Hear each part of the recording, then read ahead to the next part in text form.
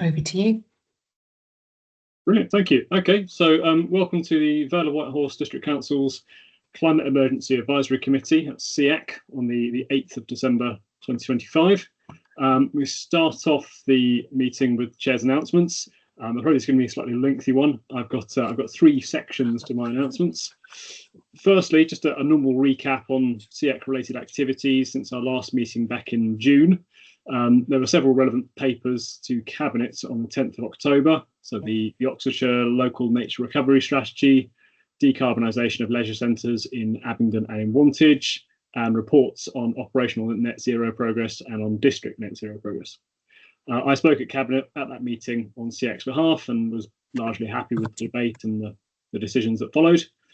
The Oxfordshire Local Nature Recovery Strategy has since been ratified by all the relevant councils around the county and formally adopted. So we can get on to the next stage, which is delivery, which is more challenging, but more rewarding, I think. On a slightly less happy note, members may remember that at the last CEAC meeting, we discussed a draft offsetting principles paper with the hope of taking that to Cabinet. But unfortunately, local government reorganisation has thrown a large spanner in the works. We can't now formally adopt any principles. The great work put into that paper certainly hasn't been to waste, though, as the very useful debate and suggestions have all gone into a revised paper that is ready to go for whatever local combined authority is established through LGR. So hopefully they won't have to spend much time debating any further and can just get on with it. The second part to my chair's announcements is that there have been discussions in the background about merging the Vale's CEAC, that's us, together with the other CEAC in South Oxfordshire. The two CEACs have had near identical genders for quite a while now, and we've already held joint task and finish groups, so this shouldn't really be a huge change in practice. If there would ever need to be separate discussions for individual districts, then there should be the means to do this, although it is expected to be quite rare. All being well, a decision on this should be reached in full council in February, I believe. The last part of my chair's announcements is that I will be soon stepping down as CEAC chair, not because I don't enjoy this role and working with the excellent committee members and officers, but rather because I'll be taking on another role which will make me ineligible to continue as CEAC chair, at least in the short term. As I think many of you are aware, Councillor Gascoigne, the Cabinet Member for Environmental Services, Climate Action and Nature Recovery, who will give us an update later this evening. Hayley is due to go on to maternity leave in early January, I think it is, if biology doesn't cause that to happen sooner. And so I'll be covering for Councillor Gascoigne on Cabinet for at least a few months. The Vale Lib Dem group is in the process of electing a new CEAC chair to cover for me, and the result of that will be announced in due course. That's all the announcements I have. So if we move on to item 2, which is apologies for absence. I have apologies from Councillor Max Thompson, and Councillor Val Shaw has kindly agreed to cover for him. So thank you, Val. Do we have any other apologies for absence notes? Chair, we have a full committee here now, so excellent. No more apologies. Brilliant, thank you. Okay, the next item 3, is minutes of the last meeting. Has everyone had a chance to read through those? Any objections or queries? Or brilliant. If everyone's happy, then I will agree to have those confirmed as an accurate representation of the June meeting. I can see lots of nodding. That's brilliant. Thank you.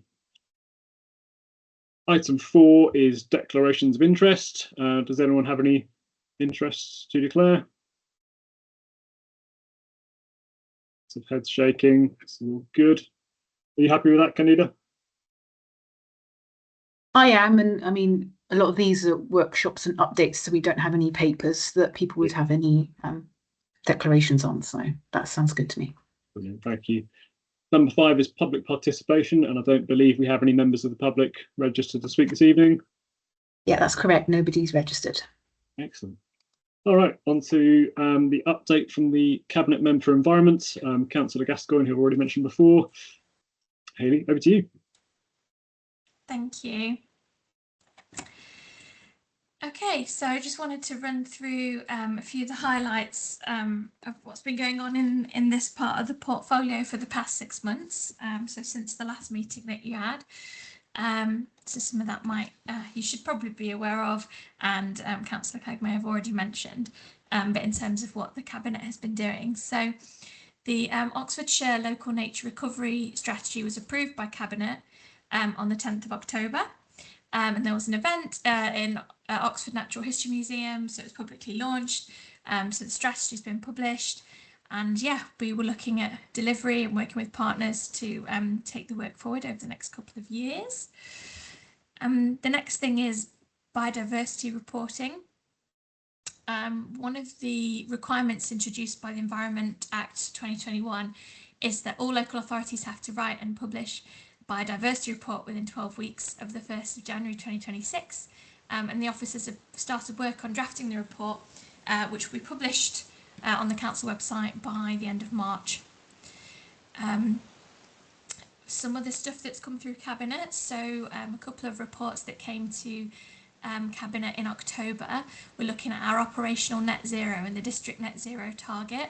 I'm sure that didn't pass you by, and I know that since Councillor Clegg was talking about potentially merging the two CEACs, we could also look at the timing of the meetings to make sure that some of these reports are looked at by CEAC.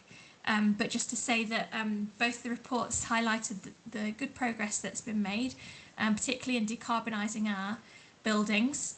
So a lot of you will be aware in particular of what's been going on at the leisure centres, and that work is sort of completing, so in the next couple of years we should really see the benefits of those, but that there is definitely still a lot more work to be done across everything we do at the council, but that local government reorganisation does present challenges, because we can't commit the future council to do certain things, and there's also kind of funding issues for some of it as well. But yeah, still some good news stories there. Also at the October Cabinet, there's quite a few things from my portfolio at that Cabinet.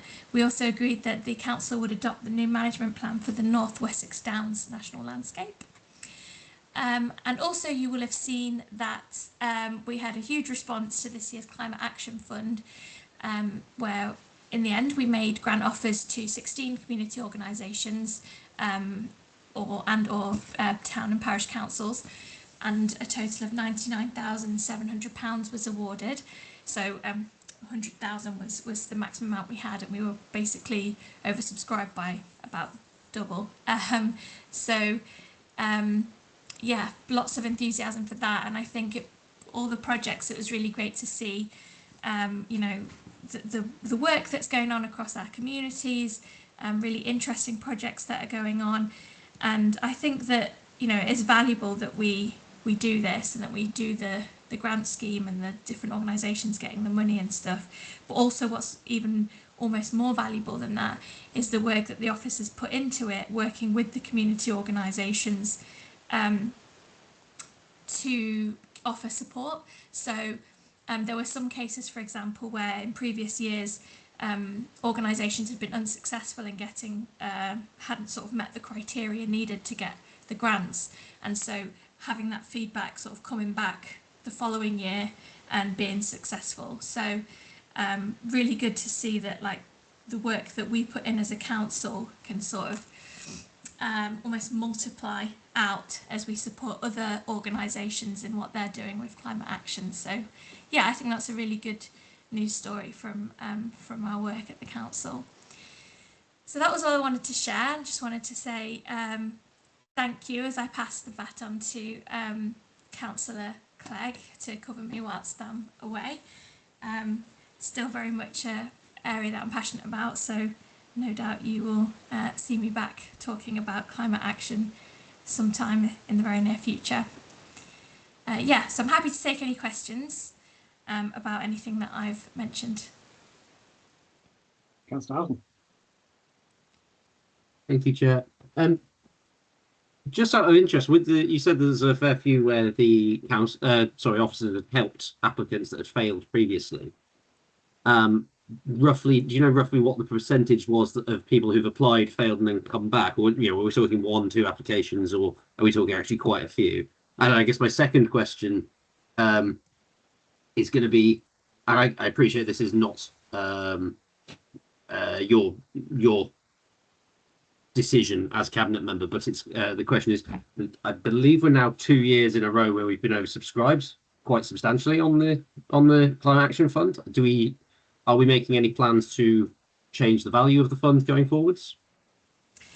Yeah, so I think I'll pass to Dominic to answer about the various projects and ones that have come back. But just on the subject of money, because that is not just my decision, but like a cabinet and council sort of budget decision. Mm-hmm. Yeah, I mean, we're in a difficult situation financially, the council. So it would be lovely to add more money to the pot, but whether that's in the context of everything else that we need to do, whether that's viable or not, remains to be seen. But from when we first set up this fund, we have already doubled it. Mm-hmm. So we are already doing more than what we used to do. Yeah, but I don't know, Dominic, if you have something to add to those questions. Yeah, so in terms of the applicants that we've worked with to come back, I'm aware of 2 or 3, I think, that we proactively worked with that we'd previously had to turn down, or they hadn't sort of completed their application. But I think more importantly, we are reaching out to groups and organisations to help them come up with the projects in the first place as well. So there's quite a lot of work goes on about that sort of proactive, stimulating stuff going on. And it is, as Councillor Gascoigne says, an excellent way of stimulating that sort of community activity. And one I know that I think our neighbours in South Oxfordshire would quite like to replicate. So it's been very successful in that respect. And I think we've got 1 more year of the current funding agreement, and then we'll have to review what it is we do going forward. Okay, brilliant. Thank you very much. Thank you all. Councillor James. Oh yeah, I think my question's probably been answered because it was about the funding level, but you know, and I was also going to check, is it secure for next year, even at the current level? Because I do understand that, you know, the budget is tight. Do you think it's secure? I know it's not just your answer, Councillor Gascoigne, but do you think we can maintain at least what we have been able to offer, hopefully?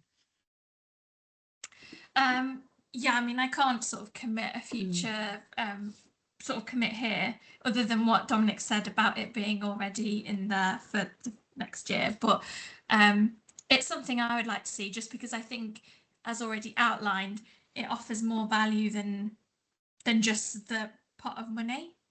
Like, it clearly proliferates the good activity, and not least because of the support that the council officers offer.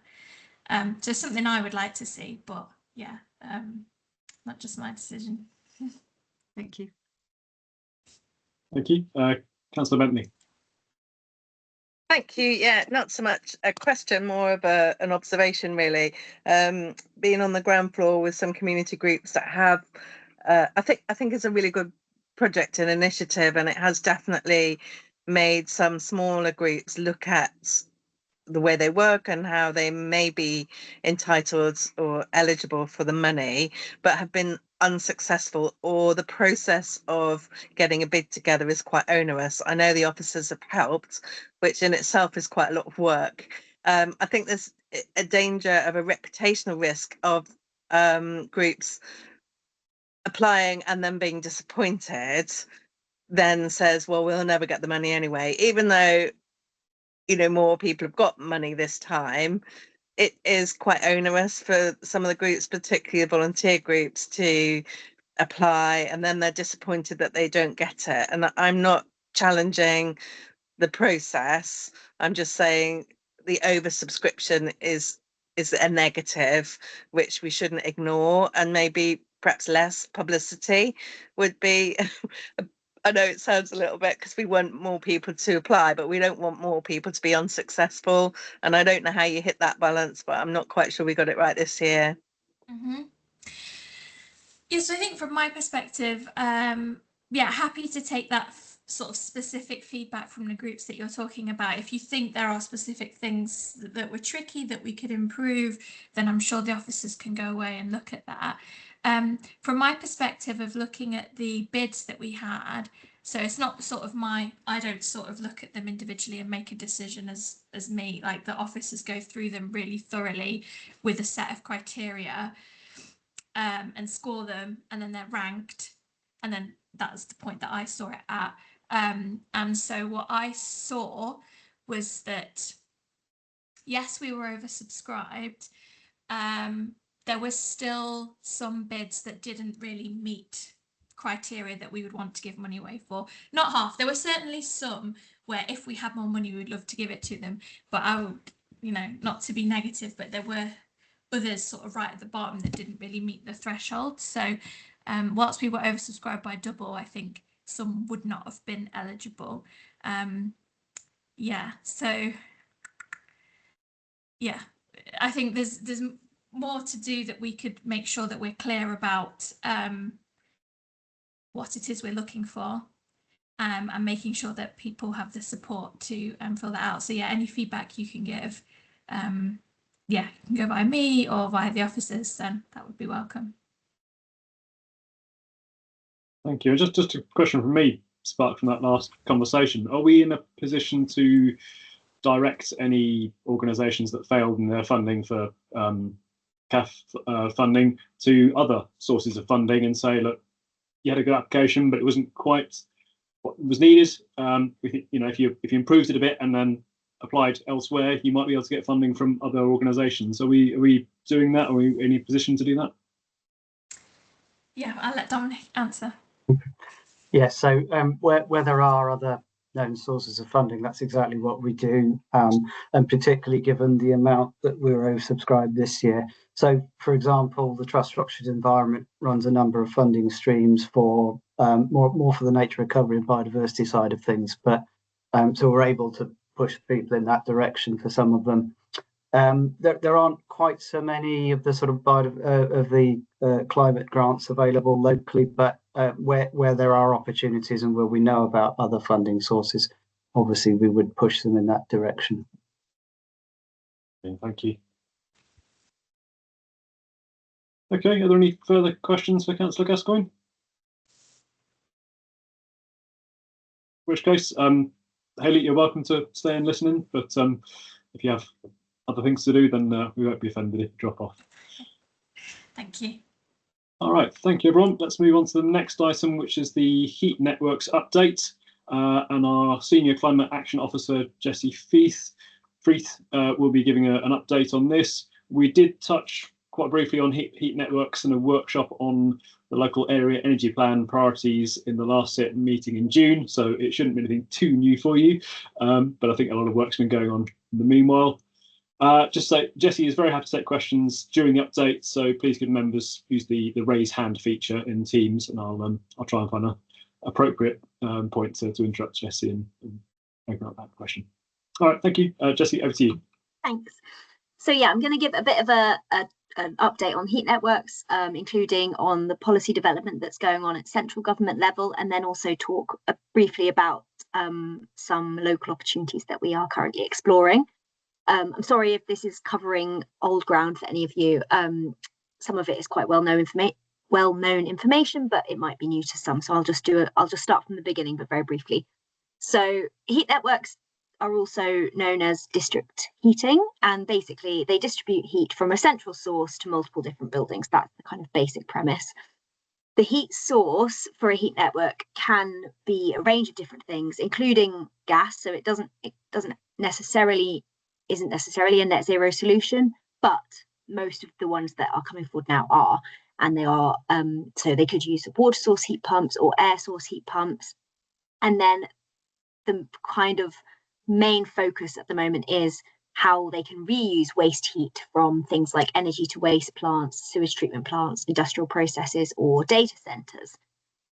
They are an alternative way of heating homes instead of each building having its own air source heat pump, for example.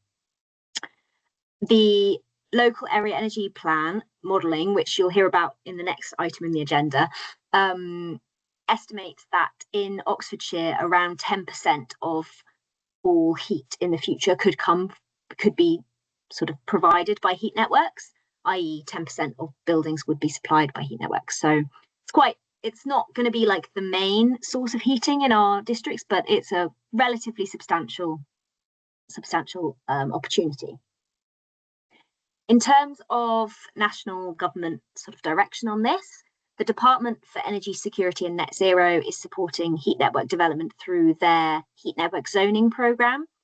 So they are designating zones where they expect heat networks to be the lowest cost solution for decarbonising heat. If an area is designated as a heat network zone, the idea is that certain types of buildings within that area, so they're proposing new buildings or buildings over a certain size, and also any sources of heat within that area would have to connect to the heat network within a prescribed timeframe. DESNES are developing the methodology for identifying these heat network zones, and they have issued their initial kind of model mapping outputs. These are just a draft at the moment, and there will be a refinement process where local stakeholders, including local councils, will be able to comment on the proposed zones for our areas.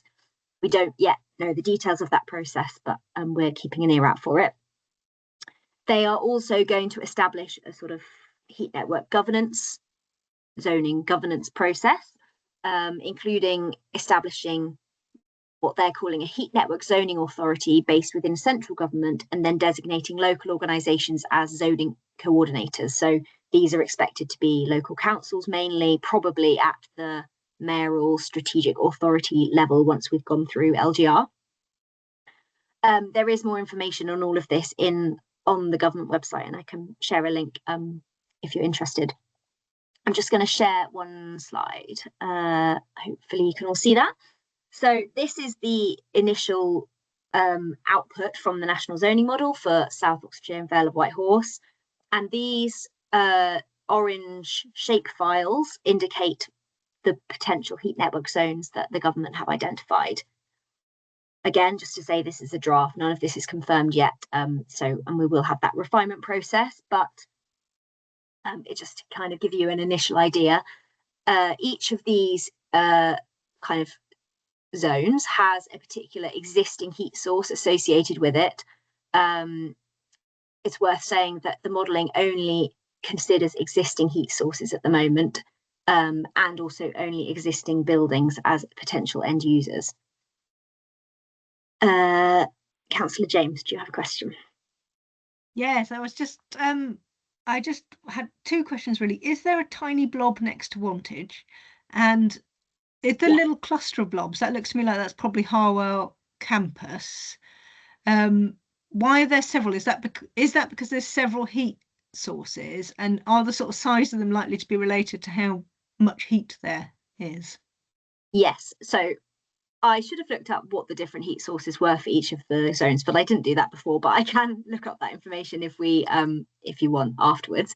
But yes, basically each zone is associated with a different heat source, and it all depends, the kind of geographic spread of it depends on the amount of heat and also the kind of potential end users of that heat and their location.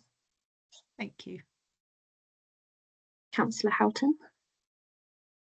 Yeah, I guess similar to what Councillor James just said, I was just curious on, I'm looking at the two blobs up in the bottom of the area, and I'm fairly certain one of those is the Brooks campus, which is in the process of closing down. So, yeah, there's definitely some refinement that needs to happen. This is all done sort of from data gathering and just a computer model. It hasn't had any ground truthing yet, I think, and that's quite evident when you look at this. But that links quite nicely to what some areas that we're currently looking at. So the main area of focus for us at the moment is looking at these zones around Didcot, mainly because we are aware that there's a number of data centre proposals in the area as well, which will produce a lot of waste heat, and we know that this is not currently taken into account within the zoning model. So if the zoning model has already identified potential heat sources in the area. So I'm looking at these ones here on the border between South and Vale. And the heat sources for these are the existing power station and also the treatment works. And we also know that in addition, there's going to be a significant amount of waste heat coming from the data centres proposed for the area. Then together, that's quite a potentially exciting opportunity for a low carbon heat network development. So we are seeking to undertake it's called a techno-economic feasibility study to consider the potential merging and expansion of these proposed heat network zones. And this study will calculate the expected heat that would be available to power a heat network, map out the buildings and developments that might be able to use the heat, do an initial assessment of what type of heat network would be most suitable and some like high level concept designs and layout, assess the viability of the network and provide some estimates of capital cost and recommendations for next steps. So those are kind of the main things it will cover. There's also a lot of detail like underneath all of those things, but those are the headlines. Through the process of developing that feasibility study, we will be engaging with all the key stakeholders, including the data centre developers and also nearby businesses and housing developers. It's obviously right on the border between the Vale of Whitehorse and South Oxfordshire, but the key sites sit within the Vale. So that's the kind of council that will be leading it. However, we're going to obviously there'll be significant implications for South Oxfordshire as well. So we'll work together on that. We have applied for some funding to do this study to the government's Heat Network Delivery Unit, and we're expecting to hear the outcome of that very shortly. I'm very hopeful that it will be successful. The main reason that we're kind of progressing this one first is that the potential exists to require data centre developers to provide the waste heat through planning obligations, and that we need to take advantage of the live planning applications essentially and try and capture that opportunity, which is only possible, or it's a lot easier to do prior to those planning applications being determined. So this is very time sensitive. The project is being led by us, the climate team, but we're working very closely with colleagues from planning and economic development, the enterprise zone teams and the garden communities teams. And we hope to be in a position to get this study going by the end of March and then kind of finalising it over the summer in 2026. After that, local government reorganisation is going to make the next steps quite challenging, but the main thing that we are focusing on at the moment is those planning applications. So we'll see how we get on. But in the longer term, this is going to be a very significant infrastructure project, but could have like huge potential to decarbonise heating for lots of homes and buildings in the area. So we're very early stages, but it is quite an exciting project. That was all I was going to say on that. So happy to try and take any other questions. Councillor Stevens, I can see you've got your hand up. No, I'm just really excited by this too. So I'm not sure whether that sits in my area or the next person along, but all those data centers, it seems like an absolute opportunity. And I'm just deeply conscious that we don't mess up the timing. And I think you nicely covered it, that you said that now is a good time because they're going through planning and we can get in there. But I've not seen, in all the planning applications, there are loads coming through, I've not seen any mention of heat networks. So just wanted to make sure that you are talking, to all the right people. And then the second thing is that next to that, it looks like that's Milton Park, and Milton Park have got tokamak, which is supposedly the hottest place on the planet. So I think that they would be an excellent opportunity to take some of their waste heat because they're generating huge temperatures. We are in conversations with them, and also about them potentially using the heat as well for other buildings. Okay. So, yes, we're in touch with them. Thank you. Councillor Bentley. Thank you. I'm intrigued. What is all the heat being generated near the Watchfield site?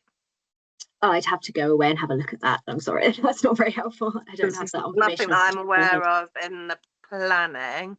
That is an existing heat source. It could be water source or sewage treatment works or something. I don't know the very local The area. only structure that I'm aware of is a defence academy at Shrivenham, which is Dom might sort have of an in the idea, right he's area, just but I don't know turned how they're generating so much heat unless it's all the guns. But there you go. But I'd be quite interested. The other question I'd like to ask is about rural heat generation, and is there any plans to look at farming and natural methane waste, etc., heating villages? Can you hold that thought for the next section of this agenda? Because we have got some questions to do with that on the local area energy plan. It would be great to talk a bit more about it then. Yeah, thanks.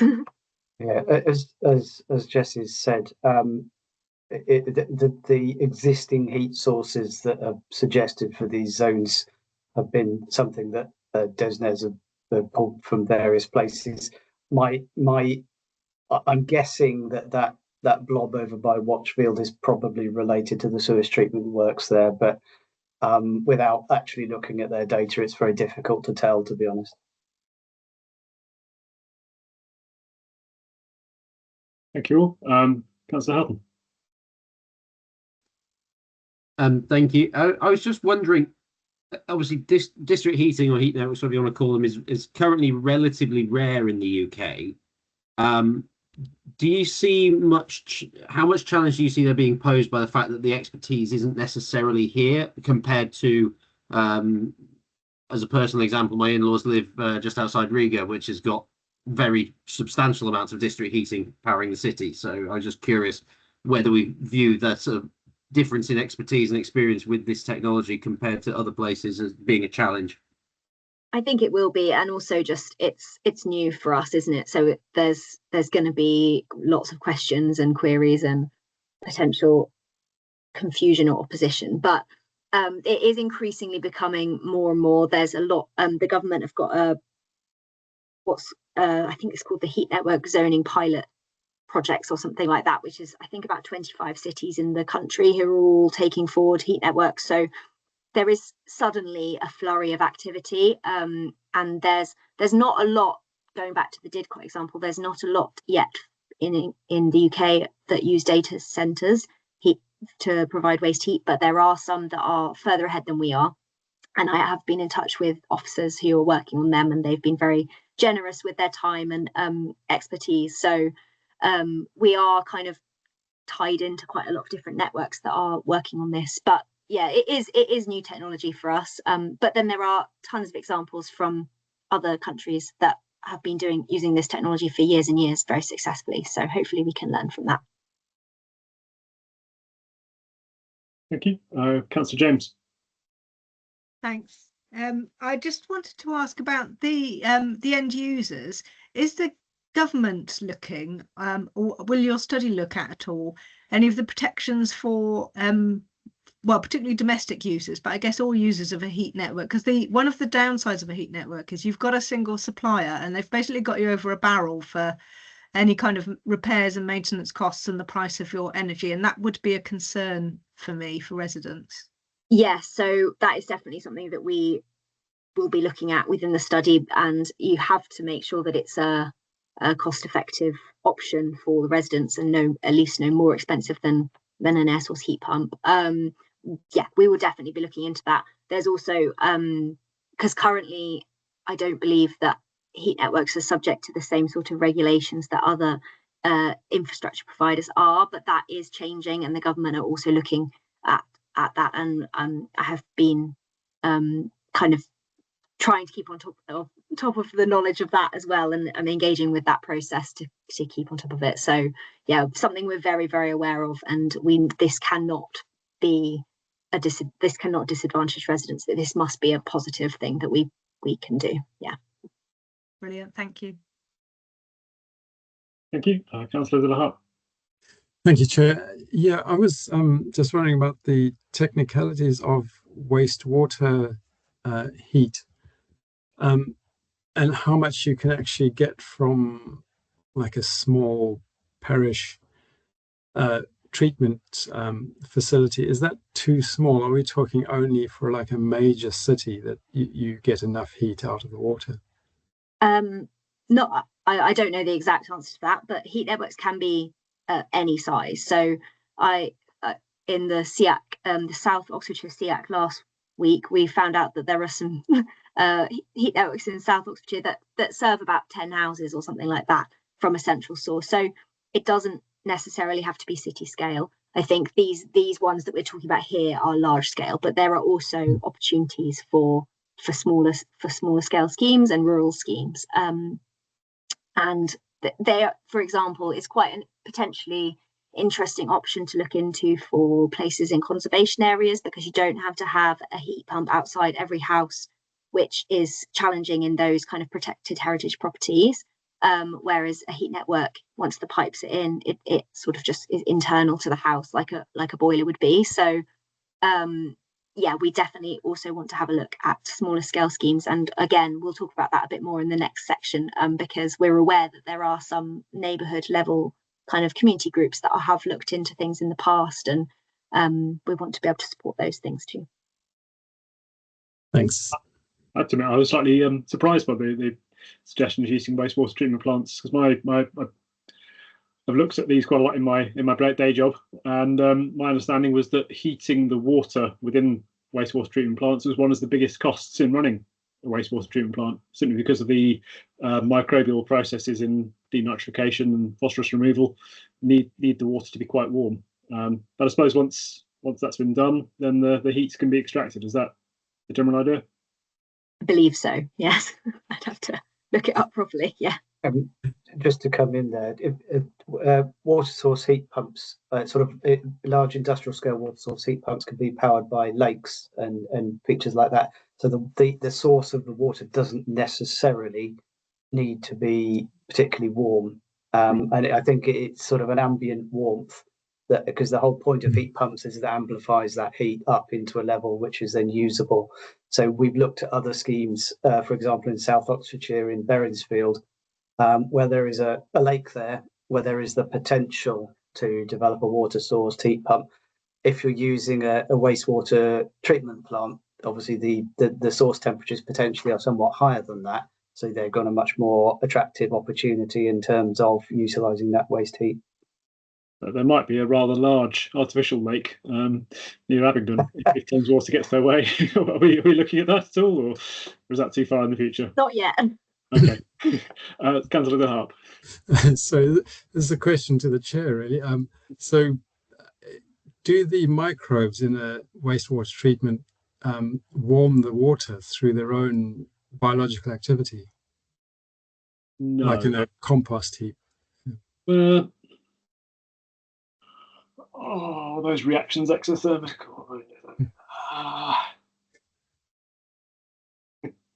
don't believe so, but I can't remember off the top of my head. If they do, then it's not significant enough to really be of note.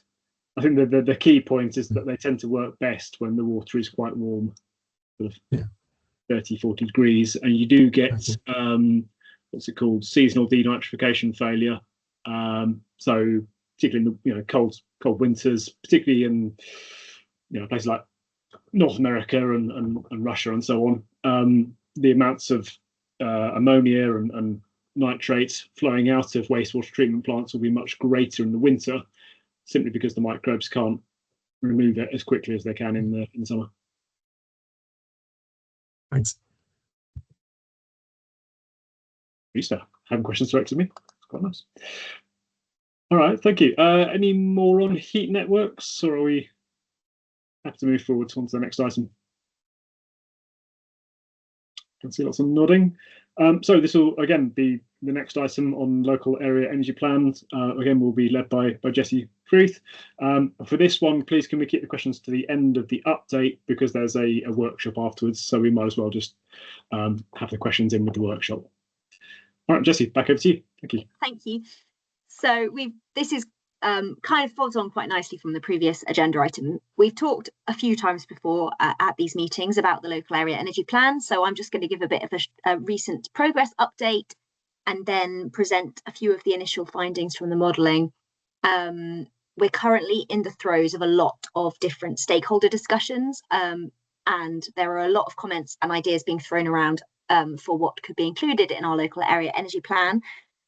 So we wanted to use the session today as a bit of a sounding board to sense check particular questions that have come up. So I'll get to that at the end, but yeah, I'll just give a short update to start with. So as a reminder, the Local Area Energy Plan, or LEAP as we call them, is a strategic framework that sets out how a local area will transition to the current energy system that we have to a net zero energy system. It brings together technical analysis, so detailed data collection and modelling, with a lot of local stakeholder engagement to produce a detailed plan for how we make that transition. So how we decarbonise energy use from across electricity, heat, transport, buildings and agriculture. We are trying to work out the best way of making that transition while also supporting the growth ambitions of the county. It will also inform and enable an equitable energy transition that benefits all stakeholders. That links to your comment earlier, Councillor James, and also focuses on building the council's internal knowledge and capacity on energy planning, as this is going to be increasingly important in the coming years. The OxLEAP, so Oxfordshire Local Area Energy Planning Programme, was commissioned by what was the Future Oxfordshire Partnership, now the Oxfordshire Leaders Joint Committee, in 2023, and we are working together with all the other Oxfordshire local authorities on this. The County Council are the kind of contract holder, and they are project managing it, and the consultants that we're working with are Arup and Global City Futures. We've split the programme into sort of 3 phases that you can see on the screen here. Phase 1 was all about building the picture, so gathering that baseline data on the current energy system and then modelling what is possible and what needs to be done at a county level. Phase 2, which is where we are now, is about creating those tailored local area energy plans for each district and identifying the priority projects. And there will also be a kind of county-wide summary as well. And then phase 3 is about how do we actually make it happen? So how do we support delivery of these plans? How do we improve our capacity and capabilities to deliver these? So we're calling that kind of creating the OxLEAP function, and hopefully means that we don't have to keep commissioning expensive consultants every few years to refresh it, and that we can do that internally. That is what we're aiming for.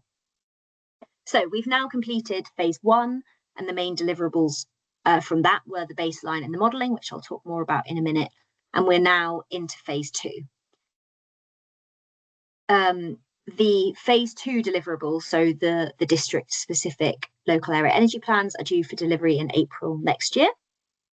And we're doing a lot of stakeholder engagement at the moment. This is the kind of stage we're at. We're also already, like, phase 3 isn't really like a following on, it's already starting now. So we're already working and scoping out what we need to do to build that up. So let me move on to the next one. I'm just going to present very, very briefly some of the sort of highlights of the energy modelling. There is a lot more detail, and we have got some kind of slides from Arup that kind of present it all, which we can share as well if anyone is interested. But in the interest of time tonight, I've just picked out a few key things to talk about. There are other things that are covered, so that it also talks about heat networks a lot, which we've already talked about, so I'm not going to mention that again. There's a whole section on community energy, there's a whole section on equitable transition.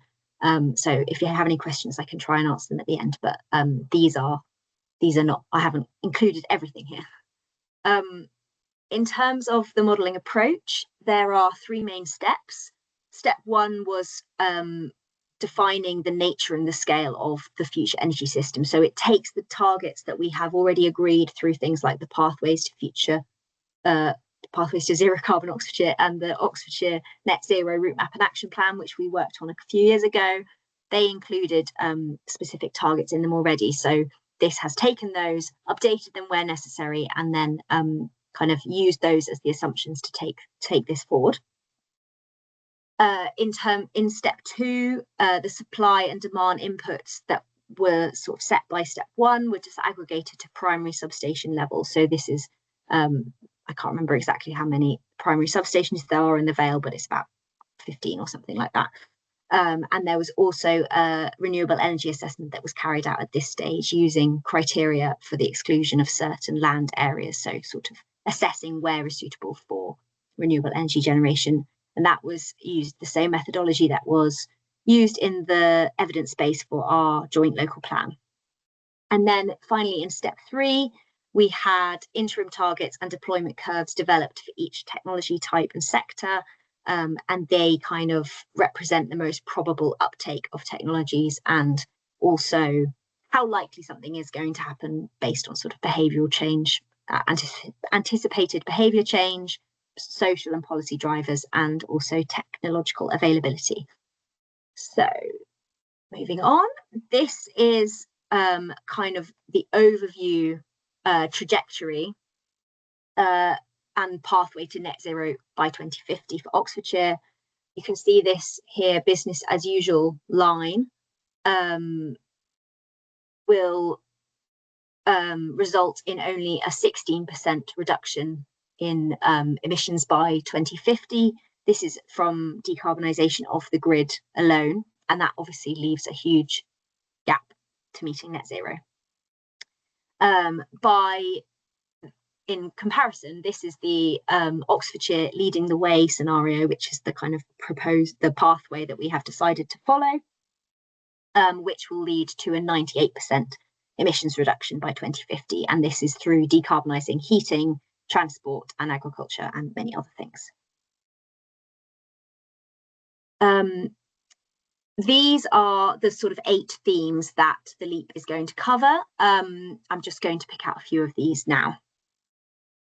Moving on, yeah. So this is this chart here shows the distribution of energy performance certificates ratings in Southern Vale. You can see there are sort of large areas of green in the Vale, but this is mostly influenced by new housing that has been developed already. So it does kind of cover up quite a lot of local nuances. So it's an interesting thing to look at, but it's not necessarily the full picture. But it does kind of give us a few high-level areas that we could look to focus on.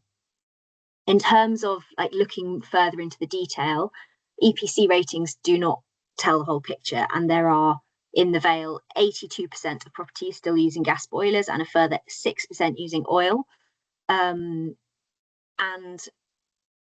But it's not also going to be enough to just switch over to electric heating. We also need to a 56% heat demand reduction in homes in order to meet net zero. We can't just switch and not do any of the other retrofitting work as well. In terms of transport, this is kind of just a map of the key transport areas. You can see here in this pie chart that only 2% of vehicles are currently battery electric, whereas 91% of current vehicles are either petrol or diesel. The modelling shows that as well as the shift to electric vehicles, there will also need to be more of a shift to public transport and active transport, and also a reduction in personal vehicle miles by a third. Oh, sorry, wrong way. This map shows the current grid constraints, and the areas of red are substations that are already overloaded. So this is obviously the work that needs to be done by the distribution network operators. So in our case, that's SSEN. But it sort of shows the scale of the issues that we're facing already, and that's even before we are trying to decarbonise and generate renewable energy and all of those things. So this is something that's a really big barrier at the moment to progress, and what the LEAP is hopefully going to be used to kind of provide evidence of need for upgrades in the future, more accurately than the information that we currently provide to the DNOs. Yeah, that's probably. And then the final one, go back. There we go, renewable energy. So this map here has a lot of detail, but it shows the size of installed and planned solar farms and or also areas that are suitable for solar and wind energy.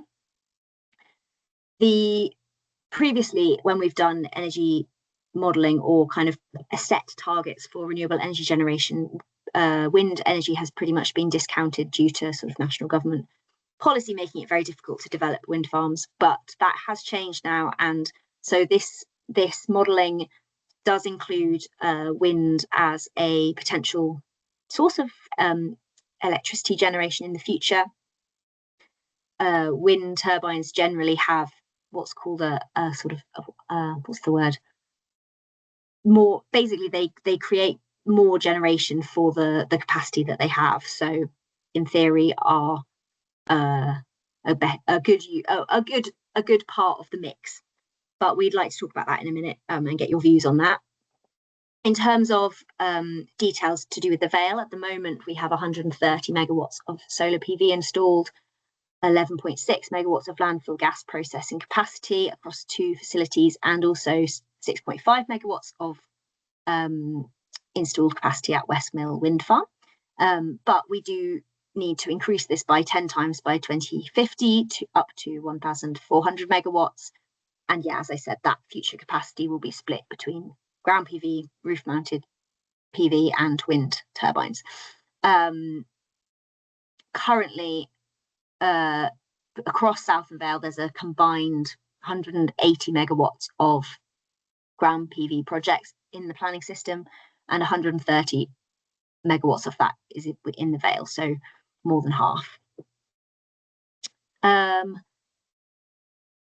that's moving on. So moving on to the sort of discussion point part, about a month ago, we had our South Oxfordshire and Vale of Whitehorse action planning workshop for the local area energy plan. This was a sort of brainstorming session where attendees were asked to propose ideas to include in our local area energy plan. It was a kind of blue sky thinking, no silly ideas workshop. It was really successful. We had around 40 people attend from a wide range of local organisations, including lots of sort of community representatives, housing developers, social housing representatives, and a lot of council officers and members.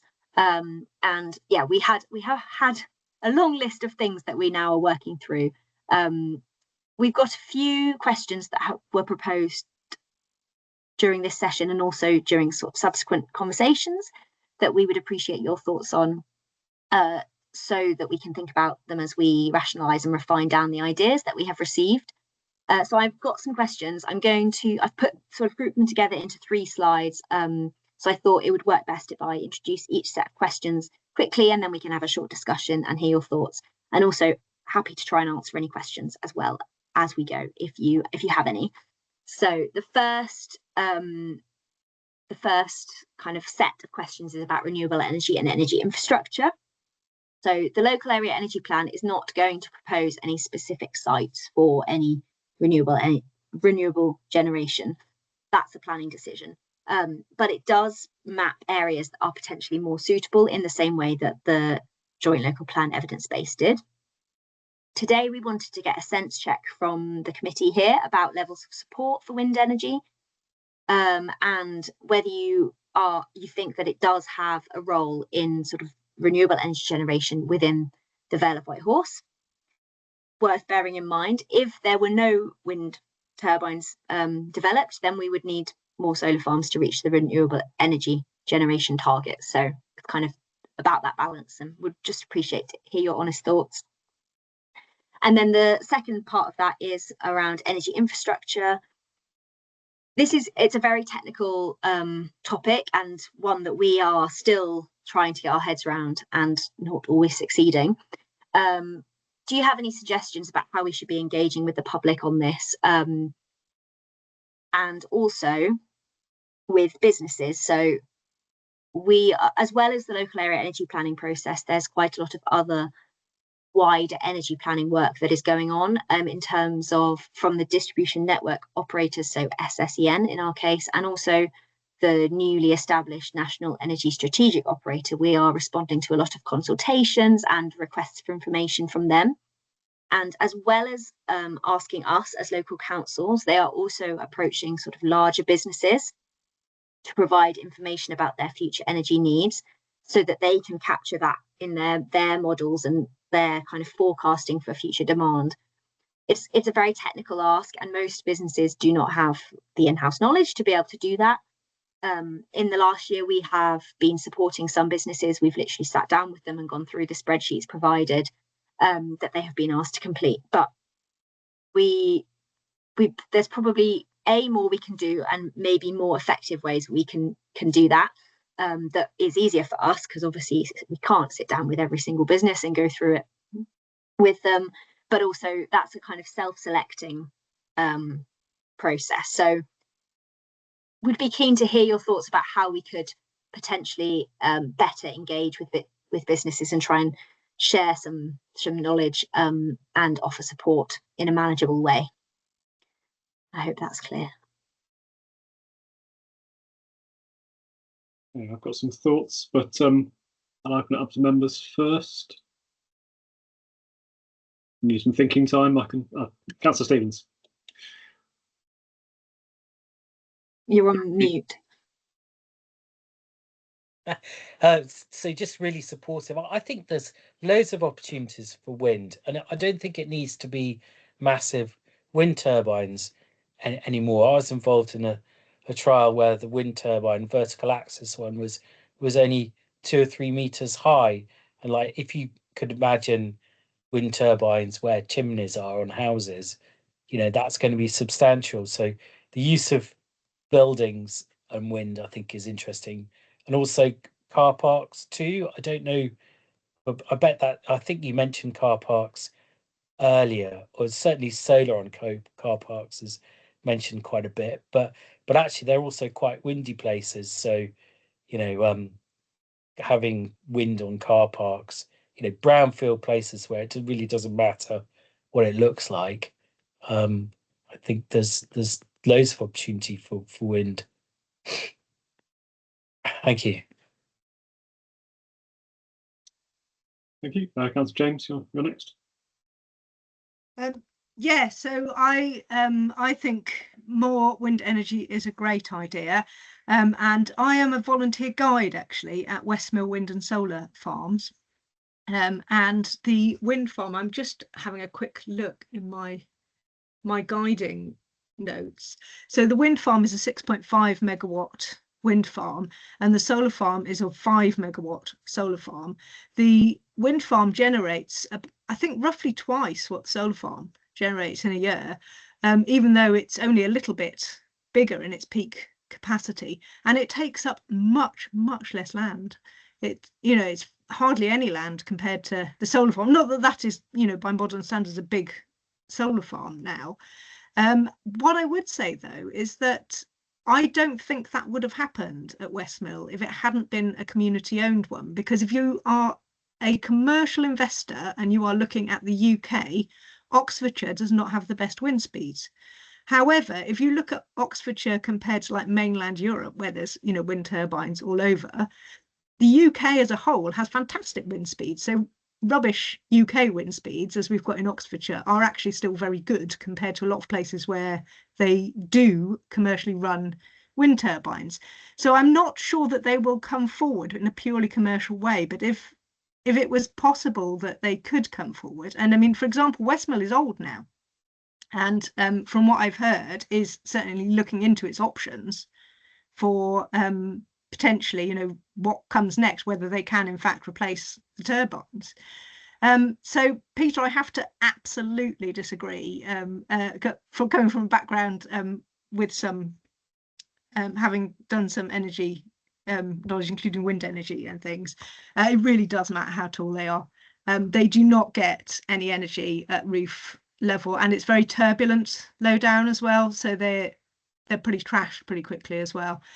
So in fact, one of the things that I believe Westmill Wind Farm were finding is that if they do replace their turbines, they will be 2 to 3 times larger than the current turbines, because that is what you can buy now. You cannot buy turbines the size of Westmill anymore commercially. They just don't make sense. So I think they will be bigger, but you'll get a hell of a lot more power for far fewer turbines. And I'm not sure that bigger is worse. I think that possibly in terms of looking across a view, particularly from a distance, if you've only got like 2 turbines instead of 10, it just looks a lot less. So I really would encourage allowing the possibility of wind energy. Whether it will come forward commercially, I think might be a different question. But you know, I think it really has got a role, and importantly, it does its best generation typically in winter, which is when we need more energy, which of course solar just can't ever.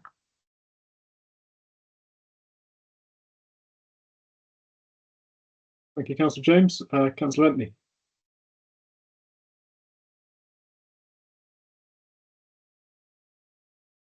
Councillor Bentley, you're on mute. Sorry, couldn't find the right button. Can you hear me now? You can, yes, yeah, far away. Yes, good. Okay. I'll say hi. That was really interesting, Councillor James, because I concur. Also, we need to remember that the Westmill, being a community project, allow public access. So actually, in terms of recreational activity around that site, it's really important in the local area there for dog walkers and children's groups and nature recovery, etc. So I wholly endorse your statement. My comment really was more about I absolutely agree we should be engaging and encouraging businesses, but we know from experience it doesn't actually really translate into activity and action unless you make it a provision of the planning. You know, we don't have every single house with solar, and I remember sitting in on a reserved matters planning meeting where the developers just shook their heads and said, well, you can't make us do it. We don't want to do it, and it's expensive to do it. I think asking for goodwill and for developers and businesses to do the right thing in the current economic climate is perhaps a little bit fantasizing, but I agree in principle, and I think we should be trying to enforce it every which way with regard to planning. Thank you, Councillor Bentley. Councillor Delahunt. Yeah, I remember seeing a few years ago a report within this council. It had a map of the Vale and showing where the best opportunities were for wind. And it seemed to me that there weren't that many because of things like Benson Airfield, that we have to be a lot of space around military airfields.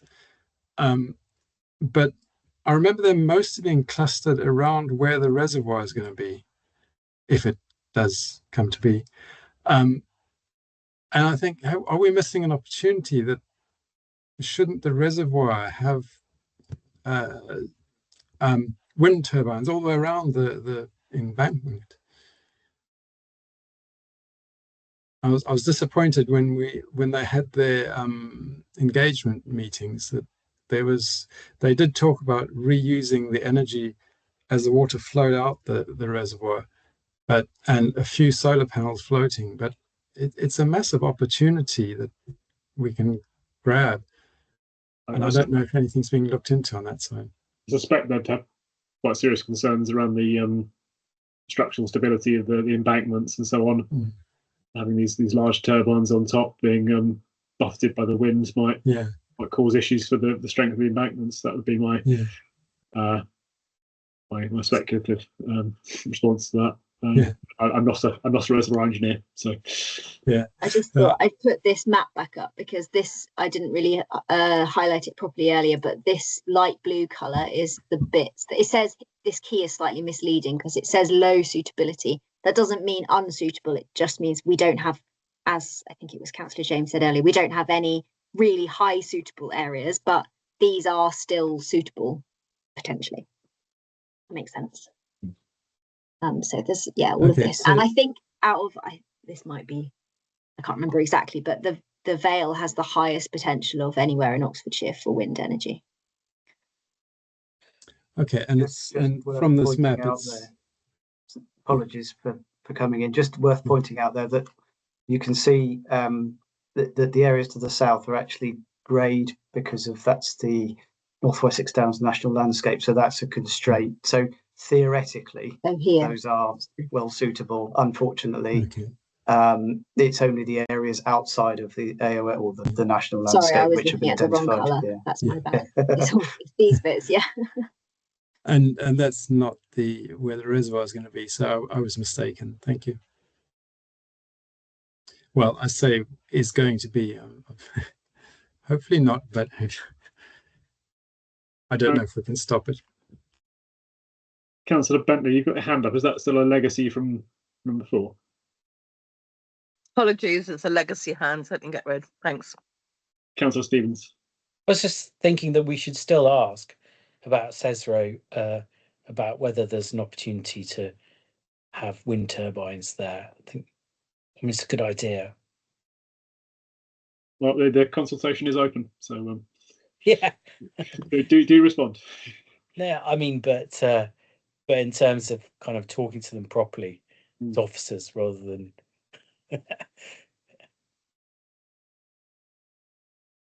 Councillor James, did you want to come in or? So it's sort of on the second question, if that's okay. Now, the about sort of communicating about energy infrastructure, I think. I think we're covering this whole slide in one go. So okay, yeah. Yes, I was just going to flag that Westmill is it is available for people to visit, and does have a sort of proactive. It has a charity associated with it, Westmill Sustainable Energy Trust, which is who I volunteer for when I guide there. So they do sort of proactively offer tours and things. Now, obviously, that only kind of meets people halfway. They have to have an interest to bother to go there to see that. But that's certainly so there's a resource there that that we could be using and encouraging people to use to go and see infrastructure up close and get a feel for it. In terms of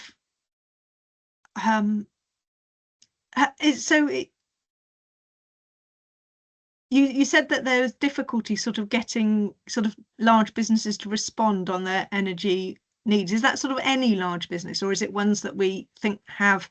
Because I would have thought like data centers and things like that, they'd want to know they've got enough energy locally, because I know there's a lot of those coming forward in the area, and I know places like this like sort of Harwell campus, and I expect the other science campuses have specific sort of high energy uses that are coming forward. So it's exactly those type of things that we're interested in, and NESO, the National Energy Strategic Operator, are interested in, not ones that have already put in a application for grid capacity, but ones that are coming further forward that have like slightly more uncertainty.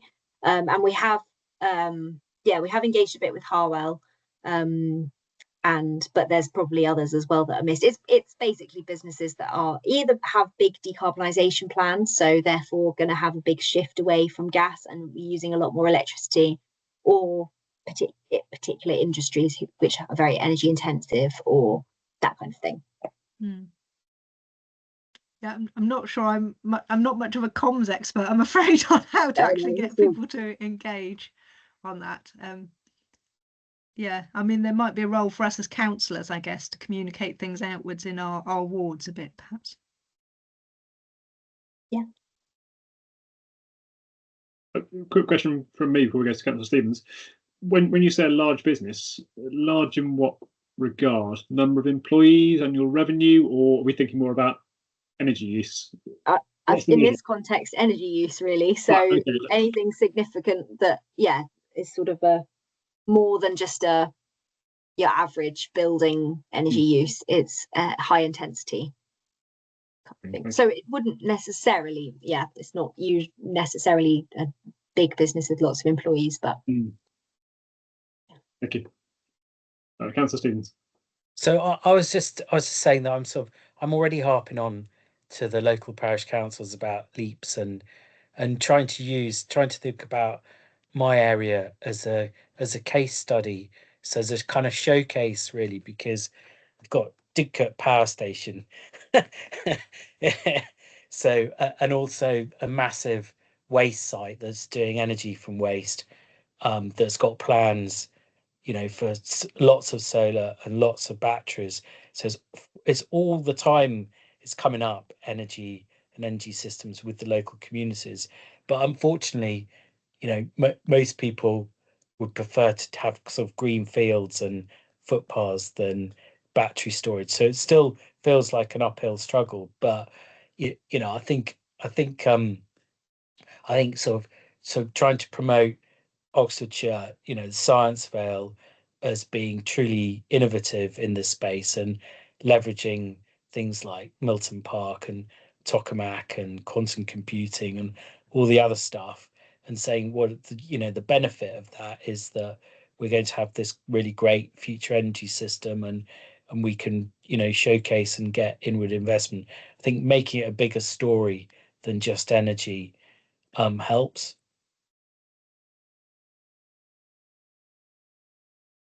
Since Councillor Stevens has mentioned battery storage, one of the thoughts that came to me early on was that you mentioned around wind energy, and there's been this big discussion in the national news about how a lot of wind turbines, particularly offshore, have to be turned off during high winds because there's too much supply and the grid can't cope. It strikes me, I'm not an expert in these matters, but it strikes me that there's been this headlong rush into renewable energy generation, which is a good thing, but that storage has been rather neglected, and that it's a crucial component of the switch to renewables.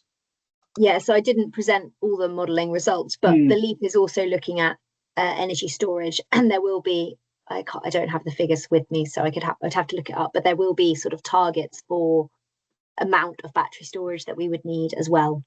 And is that something that you can see as something centralised, that you have these big facilities with battery storage, or is it something we see being more, individual homes having their own battery, or a mixture? What's the thinking there? I'm not actually sure, but I would probably say both. Right. Yeah. And is there something we can do to encourage or even support households to get their own battery storage? Again, I think it's probably it's a sort of comms thing and explaining why we need it. And people who are very savvy on this type of thing actually kind of use it to save a lot of money on their energy bills and take advantage of flexible tariffs and all this kind of thing. But that's quite niche at the moment. Absolutely. Thank you. Councillor Hart. Yeah, unfortunately, the less electricity you use as you try and cut your consumption down, it then makes moving to a greener solution, the time scale to pay back gets much longer. Right. So it's sort of it does sort of counteract itself. I had a question about large supermarkets, for example.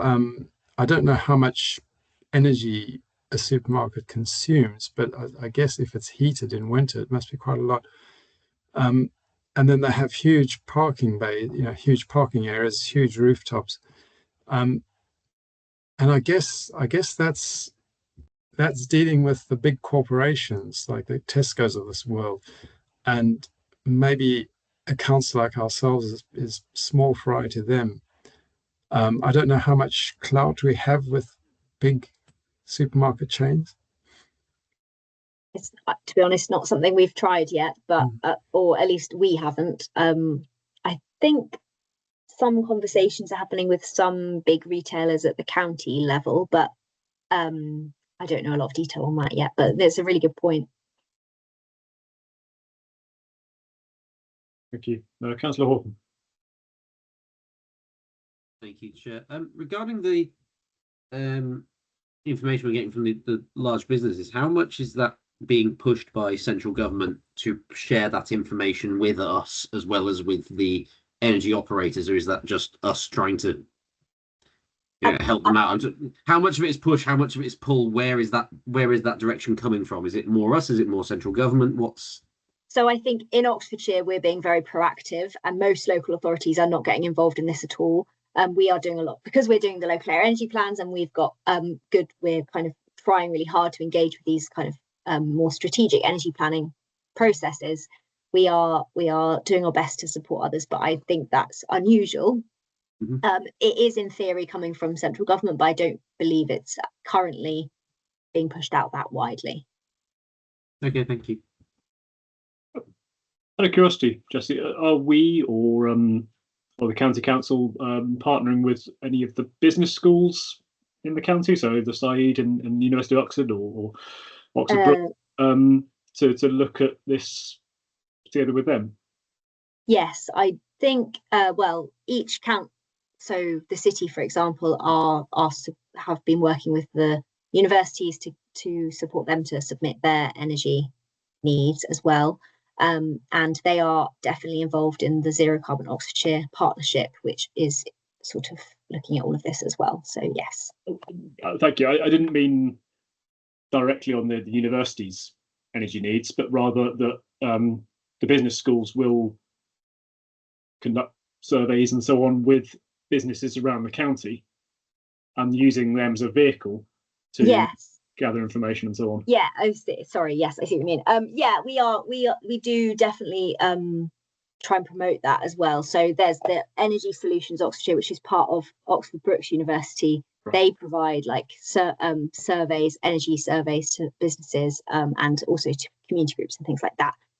So yeah, we do try and support that and point people in the right direction. Brilliant, thank you. Shall I move on to the next questions? Yes. Yeah, we can. Some of these are quite similar, so hopefully we can rattle through them, and they kind of touch on things we've talked about already. But we know that retrofitting homes is going to be a huge challenge in the districts. I think, as I said earlier, something like 80% of homes still use gas boilers, and trying to sort of scale up retrofitting action is going to be a big part of what we need to do over the next 30 years or so. Can be most cost effective or sort of get the ball rolling a bit more when it's delivered at scale or at a neighbourhood level. And we want to use the leap to look into opportunities for potentially suitable areas for neighbourhood level retrofit schemes. And we're not saying the council is going to be able to directly support or implement a neighbourhood level scheme, but we want to sort of look into options and see what's possible, really. So it might be an area that has a particularly high level of interest, a lot of engaged people already, and maybe that's kind of an interesting pilot to roll out a neighbourhood level retrofit scheme. Or maybe it's a lot an area with lots of similar houses that all require similar work, and whether there's some economies of scale there, or an area of particular need, for example, an area of fuel with lots of the high level of fuel poverty. So just really wondering if you had any suggestions or of communities that could be suitable for those kind of neighbourhood level schemes. And similarly, we were talking about heat networks earlier, and we briefly touched on small scale heat networks. We know that there are some smaller villages in the district that have previously looked at feasibility for village level heat networks. So again, are there any that you think could be looking into this or would like to look into it, and whether we could support them in any way? And then on a similar kind of community level theme, we've done a lot of work already as a council to decarbonise our own council-owned buildings, and we've got a lot of decarbonisation work going on at our leisure centres and stuff. But there are a lot of other public buildings in the districts that will need to be decarbonised. And we do already try and support this as much as possible through our grant schemes and things like that. But is there anything else that we could do to support the decarbonisation of community buildings? Thank you. Quick thought that occurs to me while others are thinking. How suitable, how necessary is retrofitting in sort of 1960s housing estates? It could possibly be as simple as having a look at various different maps for when housing was built. And I know within Marcham, say, there is a swathe of housing that was built in the 1960s. If that is a suitable target for retrofitting, then perhaps that might be not the answer, but an answer would be to simply look at when housing was built in a particular decade or so and start from there. Or is that the wrong way of going about things? Well, no, that could be a good way of doing it, or it would be looking at areas where they were all built at the same time and therefore all likely to be quite similar, for example. Yeah. Councillor James.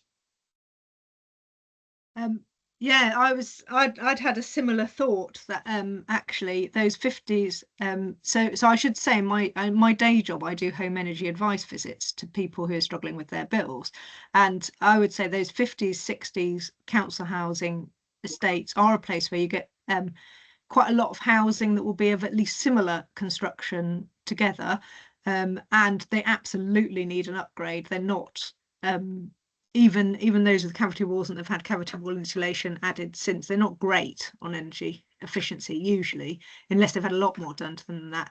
They're still complex because now they are, of course, in all kinds of mixed ownership forms, and even where they're even the ones that are still social housing might be owned by a multitude of housing associations by now. So there's, I mean, I don't think there's anywhere completely straightforward anymore after the council house sell off, but I also think those are areas where it could make a real difference to bills actually, and to those households potentially, in some of those areas, because there is some overlap between those and areas where there's higher levels of deprivation, although not entirely at all. The other areas that I thought might benefit from domestic retrofit at sort of neighborhood level, and also possibly from small scale heat networks, is where people are off gas grid, because those are harder to harder to treat, and they're probably not going to be suitable for something like electrification of heat unless they are also retrofitted. I mean, it depends, but they're often older houses, or there's a good core of older houses there. That was my thoughts so far. Thank you. Thank you. Councillor Stevens. So I'll probably just mirror some of that, but I think housing associations are an obvious place to start, or any developer that has a large number of properties. I think there are some specialist installers who are looking for sort of dealing with one called Sustain, that are looking to come in and do large scale retrofit and improvement programs. So I think there are new businesses coming out that might help. I might just wonder about some of our housing stock is just too poor to be worthwhile, and like I think in some cases it might be better to knock some houses down and build proper ones. But so that was it really. On that note, Councillor Stevens, I think some housing associations are already going through a programme of retrofitting, so they've already had a great idea, but perhaps not all. Yeah, I'm sure. Councillor Bentley. Thank you. Yeah, my issue, I recognise I'm still banging the same drum, but there are still houses being built that need retrofitting because the developers aren't prepared to build in the future proofing, i.e. putting solar on the roof, putting heat pumps in, and their answer is it's too expensive. But when challenged, they will, if you've ordered a brand new house and you want solar putting on, it's more expensive to have solar put on when you bought the house than when they're building the house. Some people buy their houses and they're not even built yet. So there must be some scheme where if any house is built that doesn't have sustainability, eco, proofing in it, we can, as a council, say we can help you put that in. not necessarily financially, because it saves them doing it when it's already built, if you know what I mean. So basically, developers that I spoke to in a kind of informal way said, well, we don't have the skills or the knowledge. We just build the houses that we're told to build, and the people buy them. And then if they then want to put solar on the roof, they find out it's not suitable, or, you know, and it's like, that's madness, because people are buying these houses, and if for an extra £1,000 they could get £3,000 worth of solar roofing done, I'm sure they would consider that. I wouldn't say necessarily do it, but there must be some way of making the developers look more sensibly about building things that, you know, individual homeowners or housing associations can have an input to, rather than retrofitting. I mean, one would hope that less and less of that is happening now, because more planning is going through with, you know, with these things added. But we're still, you know, some of these houses had planning permission issued 7-8 years ago, and then they've not got built in that future proofing. The other question or point I'd like to make really is about capacity. So, for instance, I personally have solar on my roof, and I have 2 batteries. I generate so much electricity when the sun shines, it would be worth me having 3 or 4 batteries. But nobody can give me a sensible conversation about how to do that, because my batteries and my system is relatively old now. And when I speak to companies, they want to sell me shit.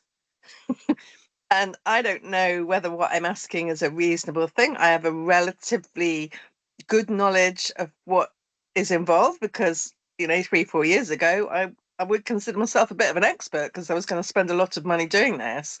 But now the technology has moved forward, and they're telling me that I can't link my system to you know, my system's too old to add batteries to the system. Frankly, I don't believe it. But finding out that knowledge, so I think there's a bit of a kind of free, impartial, you know, can I put solar on my roof? It's not south facing. Can I add batteries to my already batteried system? I don't know anything about solar heat pump, you know, solar pumps, ground source heat pumps, or eco fuel, or, and I think as an individual, having somebody who can impartially tell me about these systems without trying to sell me something would be really useful. And there's a lot of curious people that don't want to spend a lot of money on something that isn't the right thing. Do I know the community? How big or small are you looking? Sorry, lost my mouse. Actually, no set Okay. size. Could be a handful of houses, or sort of a. Okay.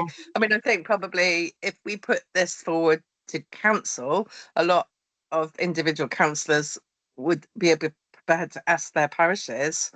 I mean, I think we could all, off the top of our head, roll out some areas that we think are suitable, but it's no good if we don't have some buy-in. It would waste a lot of time, officers trying to find out. But I think there may well be areas that would be keen if you could give us some outline parameters of what you wanted. I'll have to go in, write those down. Okay, yeah. Brilliant. Thank you, Councillor Bentley. It's a great thought there. Just to comment on your first point about new builds needing retrofitting, I think that problem would be at least partially solved if we could get our joint local plan approved. But we all know how torturous that's been.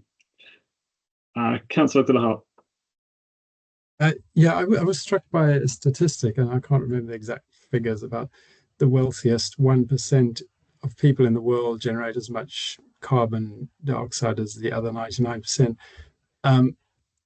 And I know we're in a very wealthy area, but perhaps there are a few people in this area who leaving the heating on all day, no problem, no skin off their back. They can afford it. They can afford a gas guzzling car, blah, blah, blah. I think there is also an element of tackling the very wealthy and nudging them towards making improvements which may not occur to them. Thank you, Councillor. Councillor Shaw.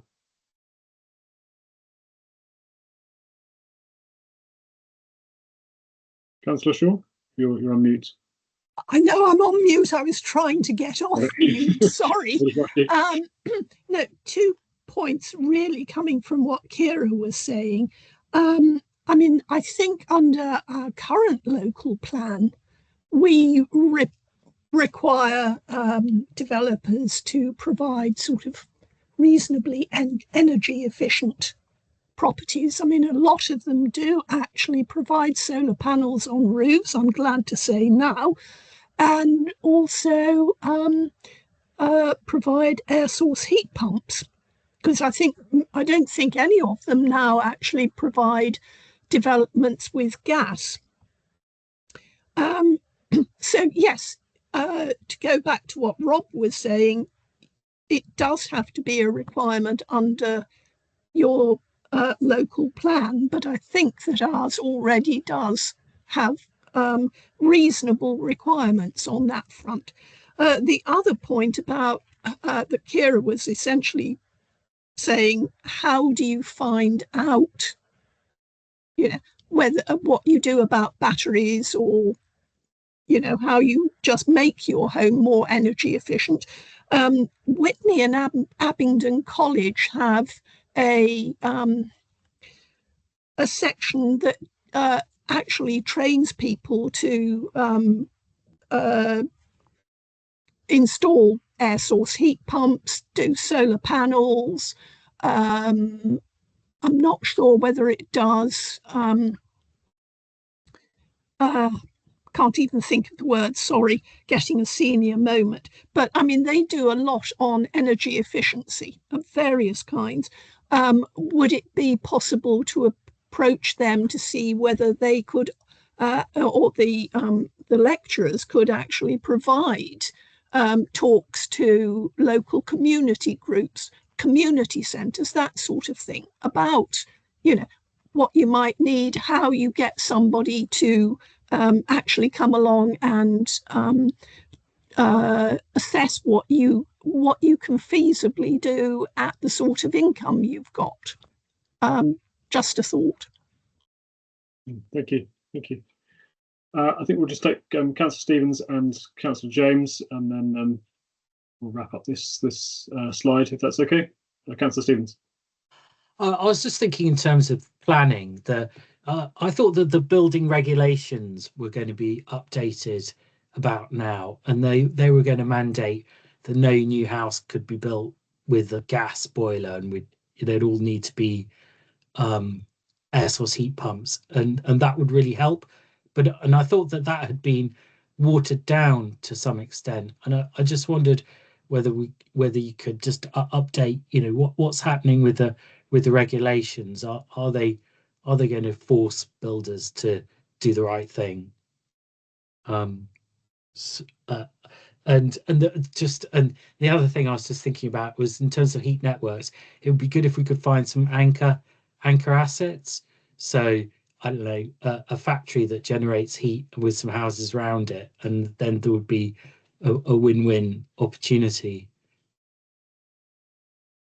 Just on the future home standards, I think is what you're thinking about, is I can't remember the latest, but it is due to be introduced shortly. I don't want to say the wrong information, so I'd have to go away and check what the latest announcements were, but yes, it is due to be implemented shortly. Good. Thanks. Thank you. All right, so final question from Councillor James on this slide, please. So just a comment on the final point about decarbonising community buildings, that there is Low Carbon Hub in Oxfordshire, and so they do offer, I believe, funding for both the visit, or a certain number of visits a year, to help buildings understand what they can do, and then the potential opportunity to apply towards grants to actually do that. And Westmore Solar might have something similar. Thanks. Can I just really quickly say, I understand that the rules and the recommendations are now, and that planning shouldn't go through for any development that doesn't have some compensation. But there's a lot of houses that haven't been built yet that have been granted planning many years ago. I'm thinking particularly of Grove and Farringdon, and it would be definitely worth looking at old outstanding planning permissions that have been granted but not built yet, because I reckon you could retrofit, as in the houses aren't built, so work with a developer to retrofit things that would be worthwhile. Okay, thank you. Might be worth taking that up with Councillor Smith in her cabinet position. All right, thank you, Jessie. You got one more slide, I think. Yeah, one more, but this can be very, very quick. So we have been, throughout the LEAP engagement process, we have been trying to engage with representatives from the agricultural sector, but we haven't had as much engagement as we would have liked. So my final question is, do you have any suggestions on who we can engage with to gain a better insight into agricultural transition to net zero? Just to add, we're only looking at energy use rather than sort of wider agricultural activities to reduce greenhouse gas emissions. So that's kind of a separate conversation. Happy to take suggestions here. And also, if anyone thinks of anyone else in the future, please, you can just drop me an email or something like that. Thanks. Thank you. I think Councillor Bentley's hand is a legacy one. It is a legacy, but as usual, I do have something to say. Councillor Horton. Have you tried the young farmers groups? Several young farmers, and they may not be in a position to influence just yet, but they'll have some great ideas of who you should be talking to. Great idea, thank you. Councillor Horton. So my recommendation, I know you said it's more on the energy use side rather than the greenhouse gas emissions, which is what I was thinking originally, but I would actually recommend having a chat with the Institute of Mechanical Engineers, because I was at a fantastic webinar a few weeks ago where they were talking about, it was looking at the greenhouse gas emissions side of things, but they were looking at how different methods of detecting methane emissions from farms and explaining the different methods that they've been trying. And the Process Industries Division has similar has that level of interest into the energy side of things as well. It just wasn't something I've looked at recently. So thank you. Councillor Stevens. Yeah, so I listened to a really interesting presentation from a farmer called Ed Horton and Sons, and they run a lot of farms across Oxfordshire, and they're really into regen ag, and so they would be good people to talk to, and I could introduce you if you like. They're really into it. I know they're into the whole piece, and you just want the energy piece, but I think that they would be supportive. And they advise Savills, so they advise, I think they try to advise other farmers. And there's an organisation called, is it FarmEd? Somewhere in Oxfordshire, there's an organisation that you probably know That's in of West already. Oxfordshire, yeah, yes, I think so. But it might be worth having. So I'm pretty sure that Horton has got farms in South and Vale as well as West. Thanks. Thank you. Councillor Villahart. Yeah, I was going to recommend agriculture engineers, of which I am one, or I trained as one. I think Cirencester would be a good starting place, the University of Cirencester, or there's another one near Bedfordshire. I can't remember the name. Silso. I can look it up and let you know. Thank you. Councillor James. So yeah, just a couple of thoughts. There is a nature-friendly farming network, and whilst obviously they are perhaps more looking at the biodiversity side, they do seem to be very climate focused. So I know some of the local farmers here are involved in that. I think I've got the right network, and I feel like they would be the most likely to be engaging with this, although they are looking at the whole sort of carbon cycle thing a lot more as well, and the land use. And the other thing was, I mean, I know a couple of farmers who potentially be interested, but I mean, I don't want to put them on the spot. Is there sort of a contact that councillors could is there like a little piece or something that you could Yeah, say, if I you can- know I any can- farmers who are yes. interested in this, please let them know, and then I could pass the information out to them rather than the other way Yes, around. I could do that. Yeah. Thank you. Good idea, thank you. All right, I think that's been a really useful discussion. So thank you, everyone. Thank you, everyone. I think Jesse, you might be able to collapse in a heap and have a rest now. Oh, Councillor Horton, it's very quick. Sorry, thank you, Chair. I had to go and check because it's an organisation my father's a member of, and I couldn't remember what it was called. It's the Association of Lecturers in Agricultural Machinery. Would also be probably a very good organisation to talk to. Thank you. Brilliant, thank you. All right, should we move on to item 9 on the agenda, where Jesse gets a rest and Dominic talks us through the nature-based carbon sequestration project and gives an update on that. And for this one, if we could save questions for the end, please. Thank you, Chair. Yes, so some of you may remember me mentioning this project quite a while ago now. So the project has run for 18 months and it's just come to an end literally at the end of November. In fact, we're still doing some final tidying up. So this is pretty much hot off the press. And I'm going to give you a bit of insight into the findings.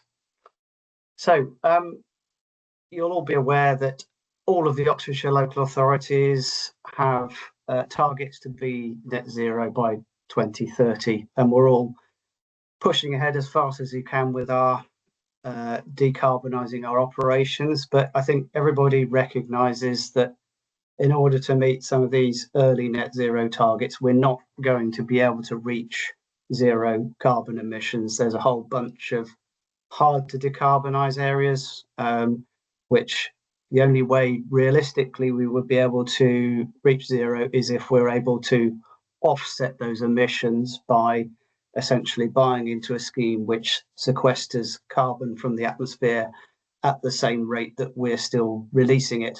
And that would have to be done every year until we effectively reduced our carbon to zero. So this is obviously Councillor Flegg mentioned our offsetting principles earlier, which was a paper we were looking to take through to Cabinet.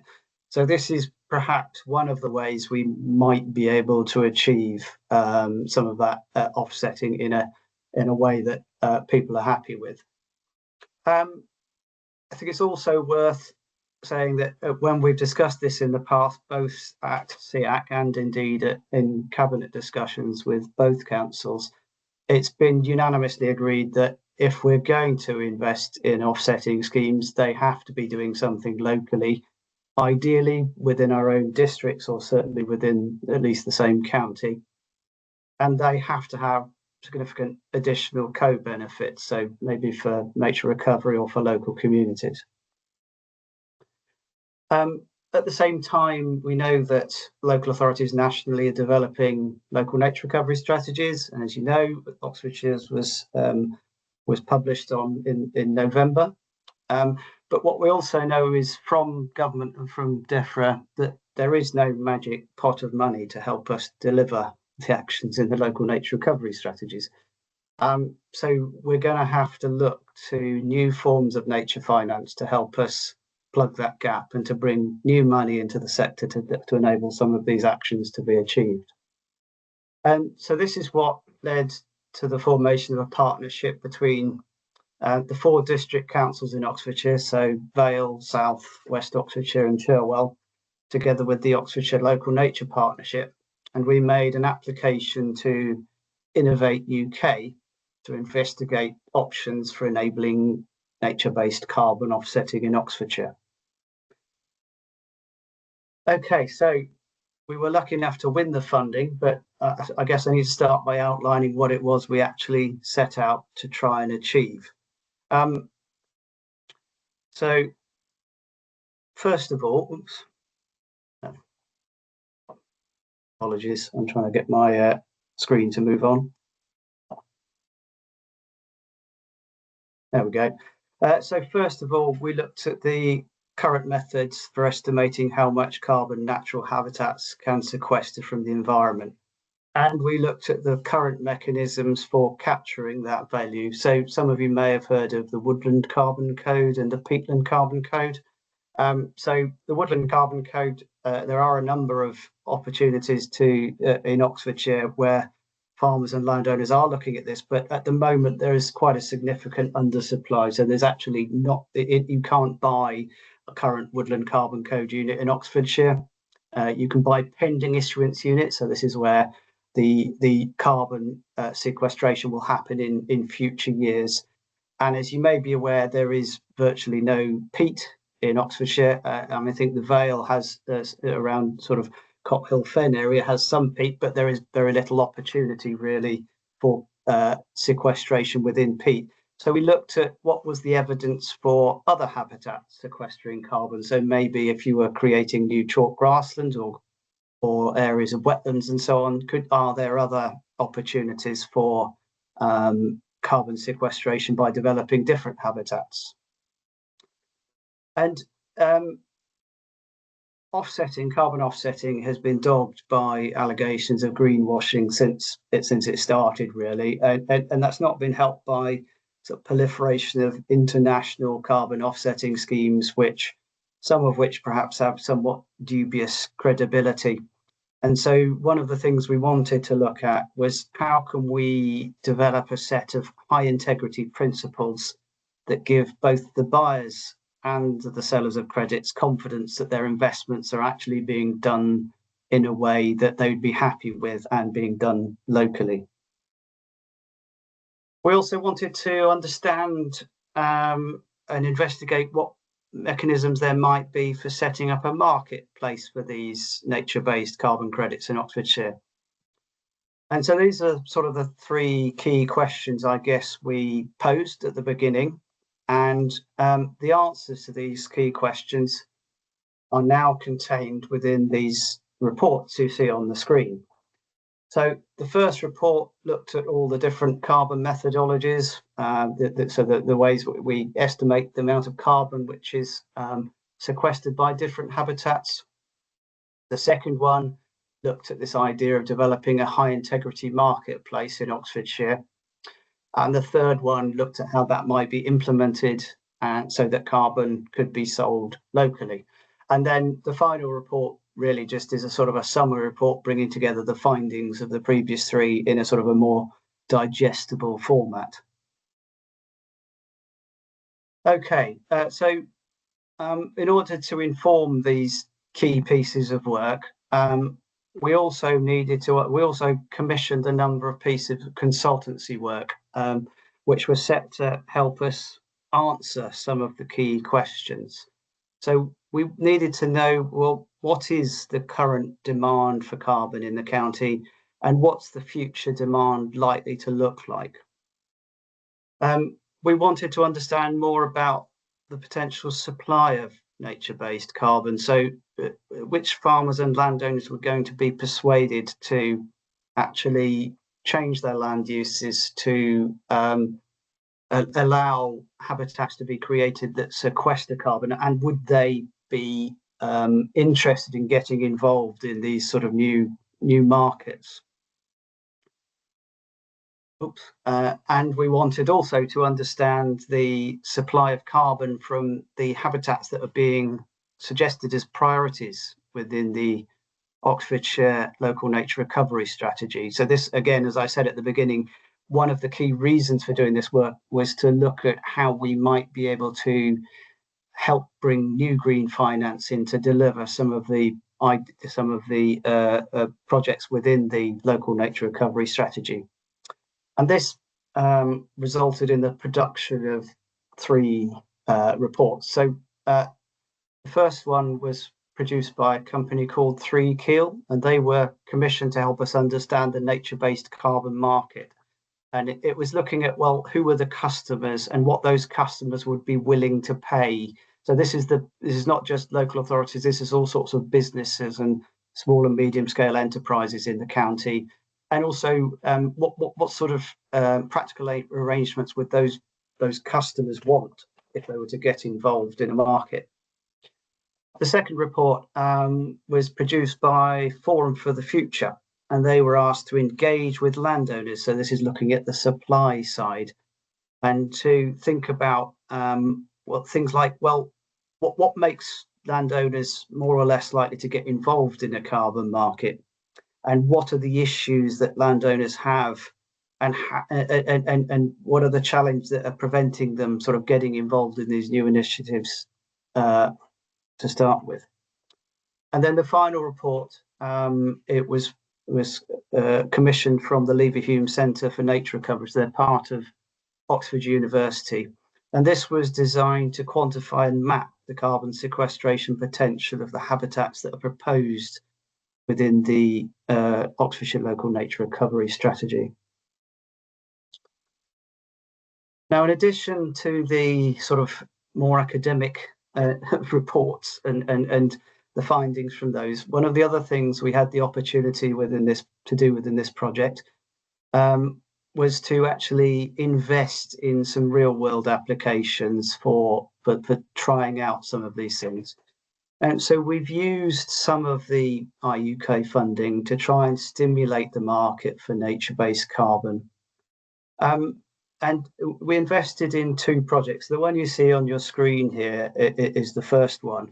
And in this, we part-funded a study to identify potential natural flood management opportunities in the Cherwell catchment.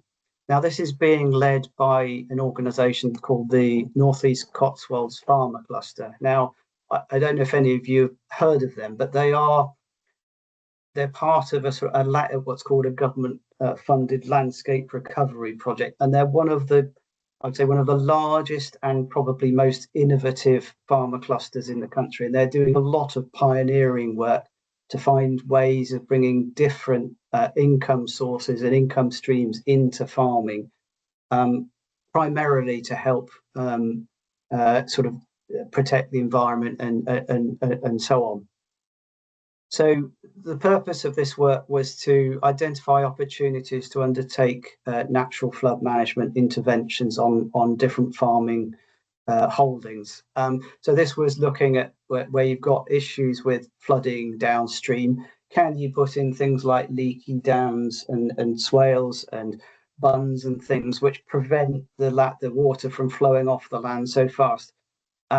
Now, this has a number of sort of co-benefits. It also helps to improve biodiversity in those areas, as well as the creation of those habitats, particularly wetland, are a great carbon sink, and they sequester a lot of carbon from the atmosphere. So there were 2 other elements to this.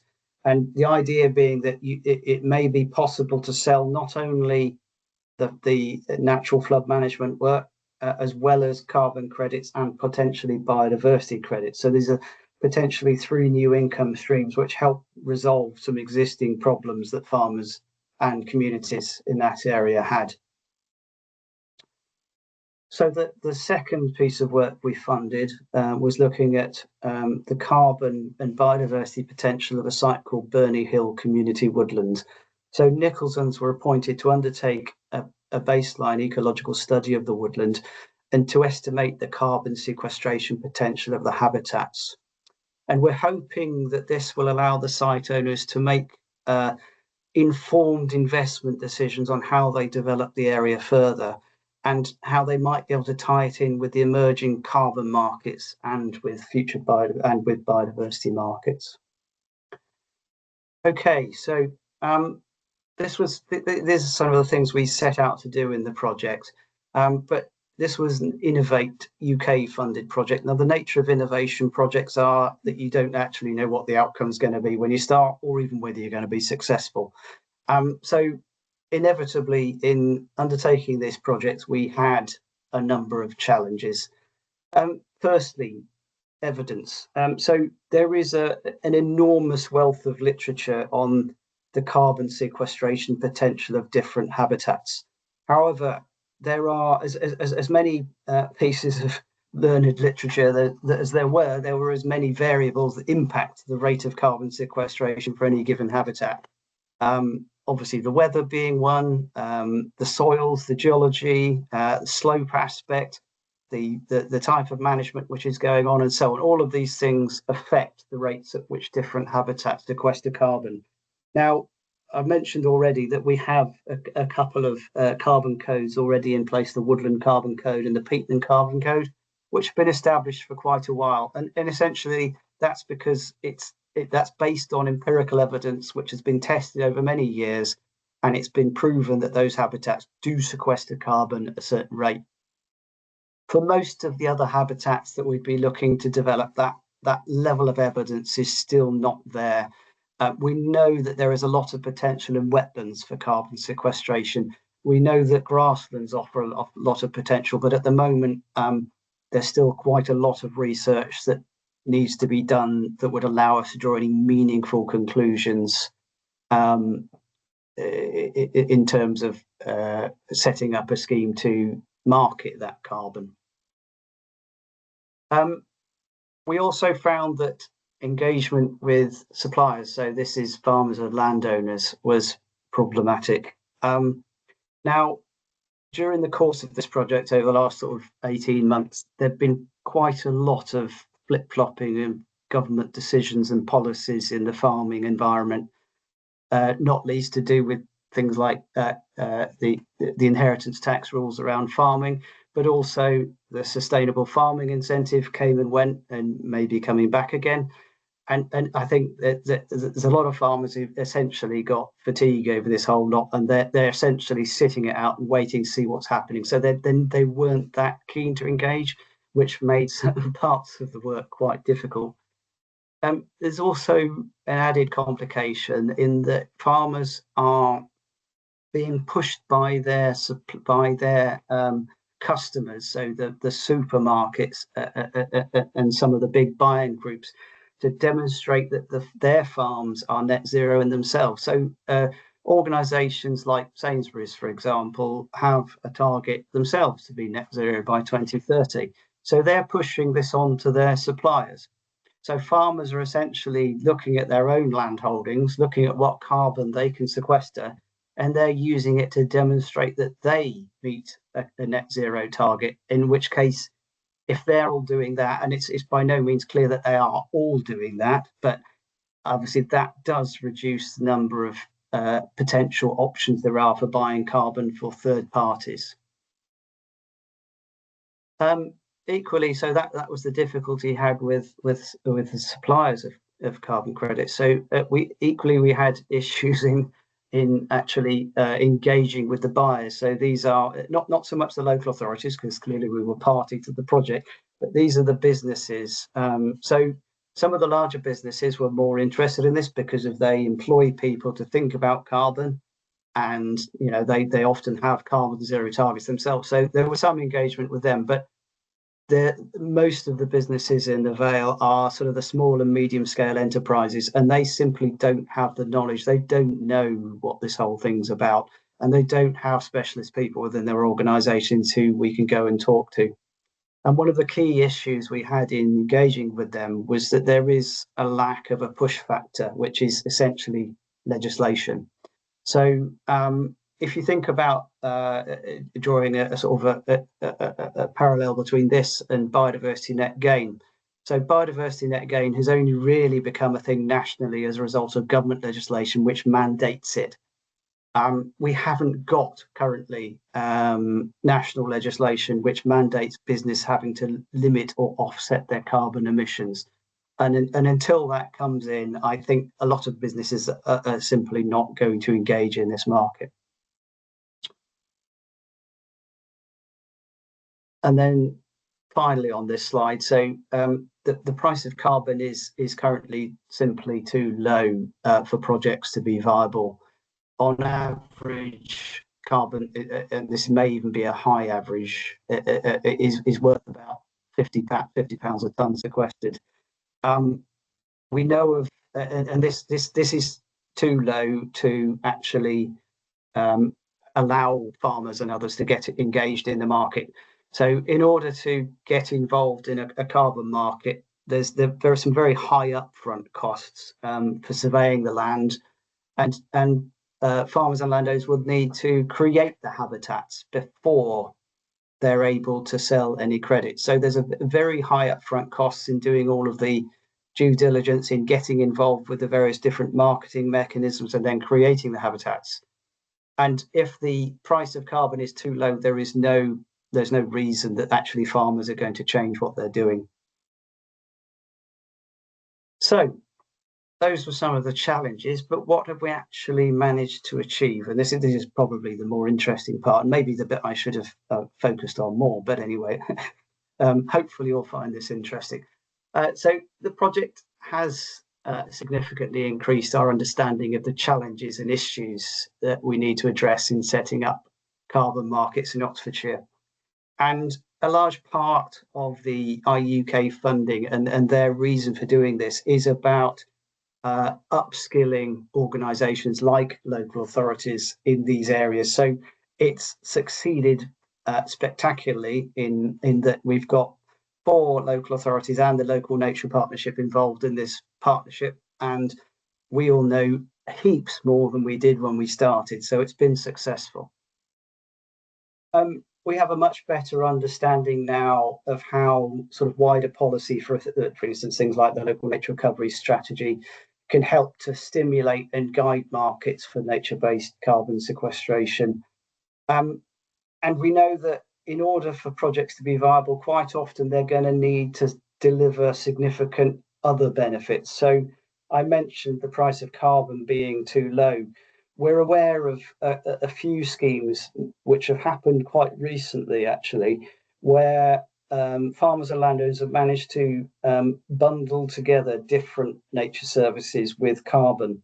So, for example, thinking about environmental and social responsibility agenda for some of the bigger companies and things. So they've managed to bundle together things like employee volunteering opportunities together with carbon to actually enhance the value of those credits they're selling, which enables them to make some money from the projects. We've estimated and mapped the carbon sequestration potential of the measures proposed in the Oxfordshire local nature recovery strategy. So this is a really good way of helping us to, in future, to target our work to within the LNRS area towards those habitats which are going to perhaps generate income for landowners, but while still delivering the LNRS priorities.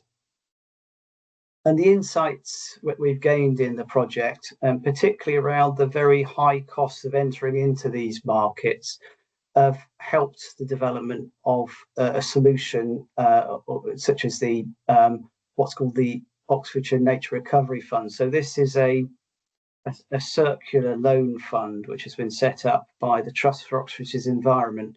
The purpose of that is to help landowners to finance those high upfront costs. So they can borrow from this fund at no interest rates, or low to no interest rates, in order to help them pay for those high upfront costs. And then the payback would come only once they actually start to sell credits from the schemes. We have successfully developed a set of county-wide principles for developing a high integrity marketplace. In actual fact, we've actually already started using these on the existing biodiversity net gain schemes, because there was a concern, I think probably nationally, that some of these new biodiversity net gain schemes that have been set up are perhaps not particularly the sort of ones we would like to see moving forward. So the local nature partnership has set up what they call the Nature Mark scheme, and we're actually employing the principles we've developed as part of this project as a way of ensuring that the projects that are going forward onto that particular website are those sort of high integrity BNG projects. As part of the project, we've developed an outline concept for a single farm carbon payment. Now, if you look at any given land holding, obviously for most of them, their primary objective is to firstly grow food and secondly turn a profit. And therefore, opportunities to do carbon sequestration projects on any given piece of land might be limited to a few smaller areas. And at the moment, if a farmer or landowner wanted to get involved in this sort of stuff, well, they might be able to plant some hedgerows, they might be able to plant a small block of woodland, they might be able to do some regenerative agricultural practices and various things like this. Now, at the moment, that landowner will have to go to 4 different carbon codes in order to sell those 4 benefits. Now, if you bear in mind what I said about the high costs of getting involved in these schemes, if you've got to do that 4 times over, no landowner is going to bother to do that because it's just too much work and they don't have the time. They're too busy farming. So is it possible to bundle all that together? So a bit of hedgerow planting here, a bit of soil carbon over here, a bit of woodland carbon over here into a single package, which you can then sell on. Now, we recognise that there may not be a lot of point doing this simply at an Oxfordshire scale, and this might require a sort of a national approach. And there are a number of developing sort of farm-wide carbon schemes, which again, most of those are sort of still relatively early days. But at the moment, there are 4 different versions of a farm-wide carbon code, which again creates a problem in itself for landowners. And through our engagement with both the buyers and sellers, we've done a lot in terms of we've learned a lot from it, and we've raised a lot of awareness of the project and the potential benefits of nature-based carbon amongst both our landowners and our businesses. And one of the things we have identified is an option for developing a voluntary market, a so-called coalition of the willing. So again, drawing an analogy with biodiversity net gain. So you'll be aware that the Vale pioneered sort of biodiversity net gain in 2013 when we signed the first biodiversity net gain agreement. And we continued to pioneer in that area. And throughout all of that time, up until the point where it became a mandatory requirement in 2024, we were essentially operating a voluntary market where we brought interested parties together. In this case, it was developers and landowners, and we allowed a transaction to take place between those 2 organisations, which allowed each of them to, firstly, farmers to make money and the developers to meet their, as it was, no net loss requirements for biodiversity. So we think there is a potential to do something similar for carbon markets, where we can bring those buyers and sellers together to develop that early market initiative. And as I've already mentioned, the investment made by the project has helped to stimulate the supply of nature-based carbon in a couple of locations. So what next? I think it's worth saying, first of all of the project partners are committed to continuing this project. So just because of the Innovate UK funding is now finished, this isn't the end of the road for us. And we are going to continue to look at ways of developing this market further and potentially, to put forward Oxfordshire as a bit of a national exemplar. I would say we were a national exemplar when it came to developing some of those early biodiversity net gain markets, and we'd like to replicate that for nature-based carbon. And one of the sort of the early, although Oxfordshire County Council weren't a partner to this project, they've seen the potential in this, and they've agreed already to put up some of the funding to help recruit a green finance development manager who will be taking a lot of this work forward over the next few years. We also want to further develop this idea of the coalition of the willing, because we see this as a potential way of helping get that early market to get moving. And we're going to focus sort of the implementation of the market in its first case on the existing carbon code, so which is basically the woodland carbon code.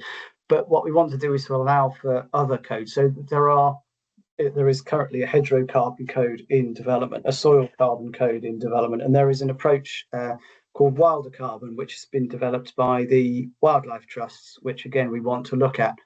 And as these schemes become established and accredited, we would like to add these into the mix so that there is a wider range of opportunities for landowners to get involved. We're also going to be working closely with the Zero Carbon Oxfordshire Partnership. And this is primarily to look at ways we might be able to aggregate the demand for nature-based carbon from various different people who want to buy carbon credits, so that we could potentially offer sort of forward purchase agreement things to landowners. So again, that sort of helps to overcome some of the high upfront costs for landowners for entering this market.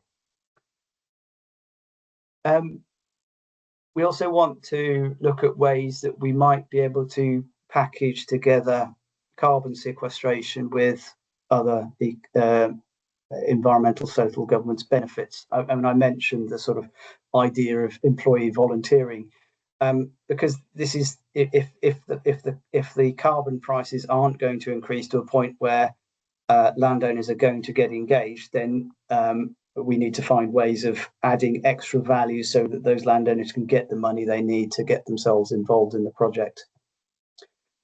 In the sort of medium term, we're looking to work with partners to develop something called a land function exchange. Now, this is something that came out of the report that was produced for us by CEAC. So this has a slightly broader focus than just carbon, but it looks at all sorts of other nature-based solutions. So I mentioned the Cherwell project that we invested in earlier. So it could potentially bring in money for natural flood management, and from various other ecosystem services we could sell from a single marketplace. We're looking at the potential, as I've already said, to adapt the Nature Mart shopfront to incorporate nature-based carbon.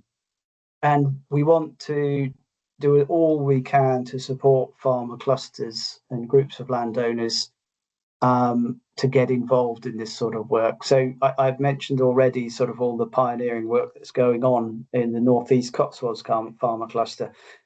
Some of you may be aware that we also have a landscape recovery project in Southern Vale. So it's the Och and Tame Landscape Recovery Project. Now, they're sort of 18 months behind the North East Cotswold farmer cluster, but there's a lot of potential there for them sort of following the same footsteps and working with sort of large groups of farmers to find ways of developing new markets for carbon and BNG and other and all sorts of other products. So finally, all of the project reports that I've mentioned and I pinged up on the screen earlier are now available on the Oxfordshire Local Nature Partnership website. So you can go away and read them yourselves. And there is a lot of information. And so really all I've done today is graze the surface of what is an enormous subject. So we will be sharing these slides with you as once today's finished. So you'll be able to take that the link I've put there down once that's been shared with you. And that's all from me. So I'm open to take any questions anybody has. Yeah, thank you, Don. Do you have any questions? A huge amount of information to take in. It's a impressive feat of summarisation. Quick question from me, what everyone else is thinking. It strikes me that, well, I'm very much in support of carbon sequestration and you know, regenerating biodiversity on farmlands. We do also need to balance that against the need for food security in this country, and we don't want to turn over all of our valuable agricultural land to these sort of schemes. Is that something that's covered in the reports? So yes and no. So we focused the projects to a large extent on how we might deliver this stuff within the local nature recovery strategy area. Now, that project deliberately focused on the less productive land. So by nature of what you're doing, you're kind of moving away from the most productive land. And frankly, I think farmers' first and foremost priority is always to deliver. If you speak to any farmer, that's what they'll tell you, if they're a proper farmer, as opposed to some of the new entrants to the market. So I don't think that's a particular risk. Brilliant, thank you. Councillor James. Yeah, I just want to say thank you. That was really exciting and interesting to hear about all of that, and that level of innovation. As I know, it hit a lot of challenges, but that was just really exciting to hear. Is there anything that as ward councillors we can do? Should we just in like talking to people in our areas, perhaps? I mean, I know, like my area's got high energy use science bits and it's got farmers and things. Yeah. In time, yes. I mean, despite the fact we've finished the funded part of this project, there's still an awful long way to go, and there's a lot of work to be done to really communicate with farmers and landowners. So interestingly, in your ward, that was one of the farmers that we have spoken to, and it was actually that farmer that was telling me about this issue they have with their suppliers demanding of them that they are net zero in themselves. So yeah, it's making those links, I think, with perhaps farmers who have an eye to sort of innovation and thinking about how they might supplement their incomes, because it's about supplementing rather than, this won't replace the income from their primary objective, food production. But if any of you are aware of farmers that are involved in this, what we can do is put them in touch with the farmer clusters and other things, which is who we're engaging with as our sort of primary audience. Thank you. Councillor Bentley. Thanks. That was really interesting, and it is quite exciting to know that we are being quite progressive in Oxfordshire, and especially our area. I think generally we are quite a proactive group of farming community. We're lucky in that aspect, and it is quite a lush area. So I guess we're richer farmers maybe, but I'll leave that for you to decide. I've got a really basic question. I'm almost embarrassed to ask it, but I'm going to ask it because I bet there are other people that want to know. If a farmer is, say, growing carrots, they grow carrots, and if the crop is good, they get more money than they were expecting, I'm guessing. And if the crop is rubbish, they don't, but they might get a subsidy because their crop failed, for instance. How do they get money out of carbon capture? Like, how is that monitored and who pays them? Yeah, okay. So if a farmer wanted to enter into one of the existing carbon codes, let's say the woodland carbon code, they identify an area of their farm, their land, where perhaps it's low productivity, don't have much other use for it, and maybe they're thinking about timber markets in the future, so they might in the longer term be able to make an income from it. So they'd first of all get a baseline survey of their land, so this relates to all the upfront cost issues I mentioned. They would then, which would then tell them what you've got now, what your potential is. You would then develop a planting scheme, and you go to somebody like the Woodland Carbon Code. And if you go into one of these codes, they ask you to input a whole variety of different pieces of information in terms of the types of planting you want to do, the species of trees, and so on and so forth. And because there's been quite a lot of research into the rates at which different species of tree sequester carbon, we know that over a period of time, this species of tree will sequester this much carbon and others will. Anyway, this aggregates it all together, and they will know what the carbon sequestration potential of that woodland is. So they'll know how much carbon it sequesters per year. They can then sell that sequestration as a carbon unit to somebody who wants to buy it. So the people who want to buy it, so where does the money come from? I think you asked. Well, we do as a local authority potentially. If we want to demonstrate we're being net zero, we need to demonstrate we're investing in a project that is drawing down as much carbon from the atmosphere as we're still emitting. So we and businesses and others who are interested in ensuring that they can demonstrate that they are carbon neutral or net zero are the ones who are going to be paying for this, and they'll be paying for it annually until they no longer have that requirement, until they've stopped burning fossil fuels or whatever they're doing. And it's different for different, so you can also do it through soil carbon, regenerative agriculture, by allowing more biomass into the soils and so on, and that sequesters a certain amount of carbon, and different habitats will sequester it at different rates. Okay, so if I don't know, I was a farmer and I, let's say, had 40 acres of my land at the moment, which was a pheasant shoot, and I'm not going to do the pheasant shooting anymore because it's not viable, or maybe I am. Maybe I'm going to do all this research and do the capture, you know, and then sell my units for this, you know, the capture. But I also want to run my pheasant farm on that. Could I do that? Yes. Or do I have to plant new things? Well, it depends. So, I mean, so yes, it doesn't prevent. So most natural habitats require some intervention. So grasslands require grazing. So you could take an arable field. I'll give you a slightly different example. You could change it to species-rich chalk grassland. You still need to graze that every year. So you're still producing sheep or cows or whatever from that grassland, or possibly even milk. So you can still make other sources of income by continuing to grow food, as well as having this as an additional top up to those other opportunities. So it's highly likely that there's a lot of carbon capture going on that isn't being it happens all the time. But this is bringing it into a framework where we've calculated how much carbon a certain intervention is allowing.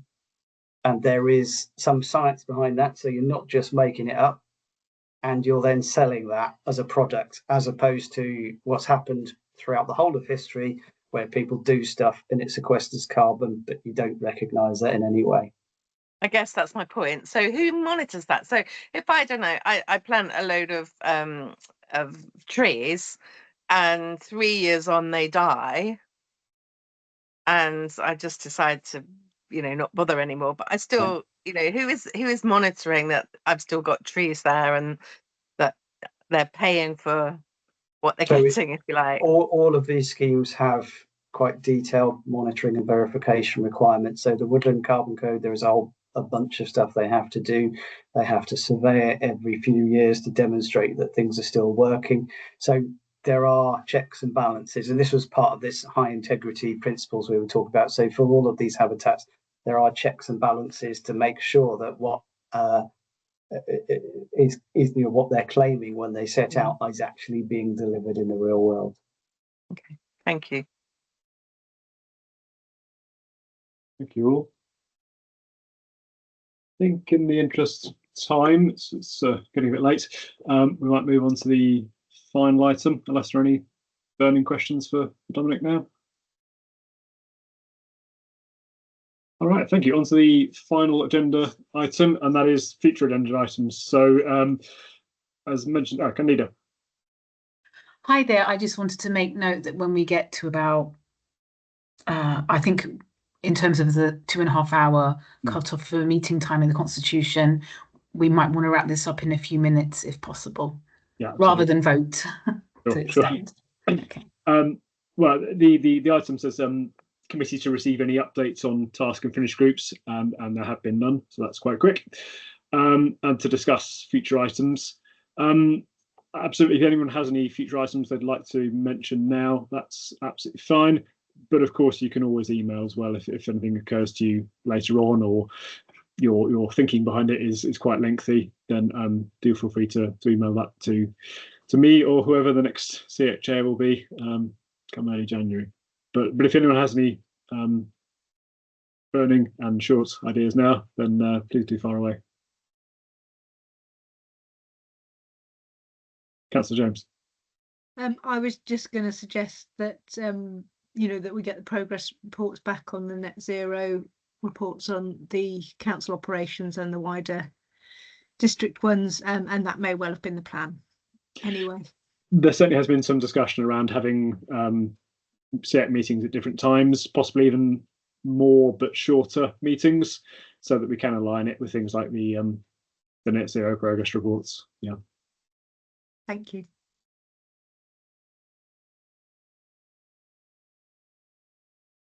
Any other thoughts? No. Okay. Well, thank you everyone for your inputs this evening. It's been a long meeting, but I think a really quite a valuable one. We've covered a lot of ground. So yes, thank you all very much, and see you in June, if not before, and possibly together with Sam. Thanks. Thank you, everyone. Thank you. Bye. Bye.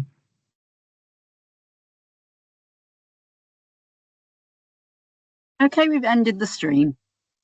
Brilliant. Thank you very much, Susie.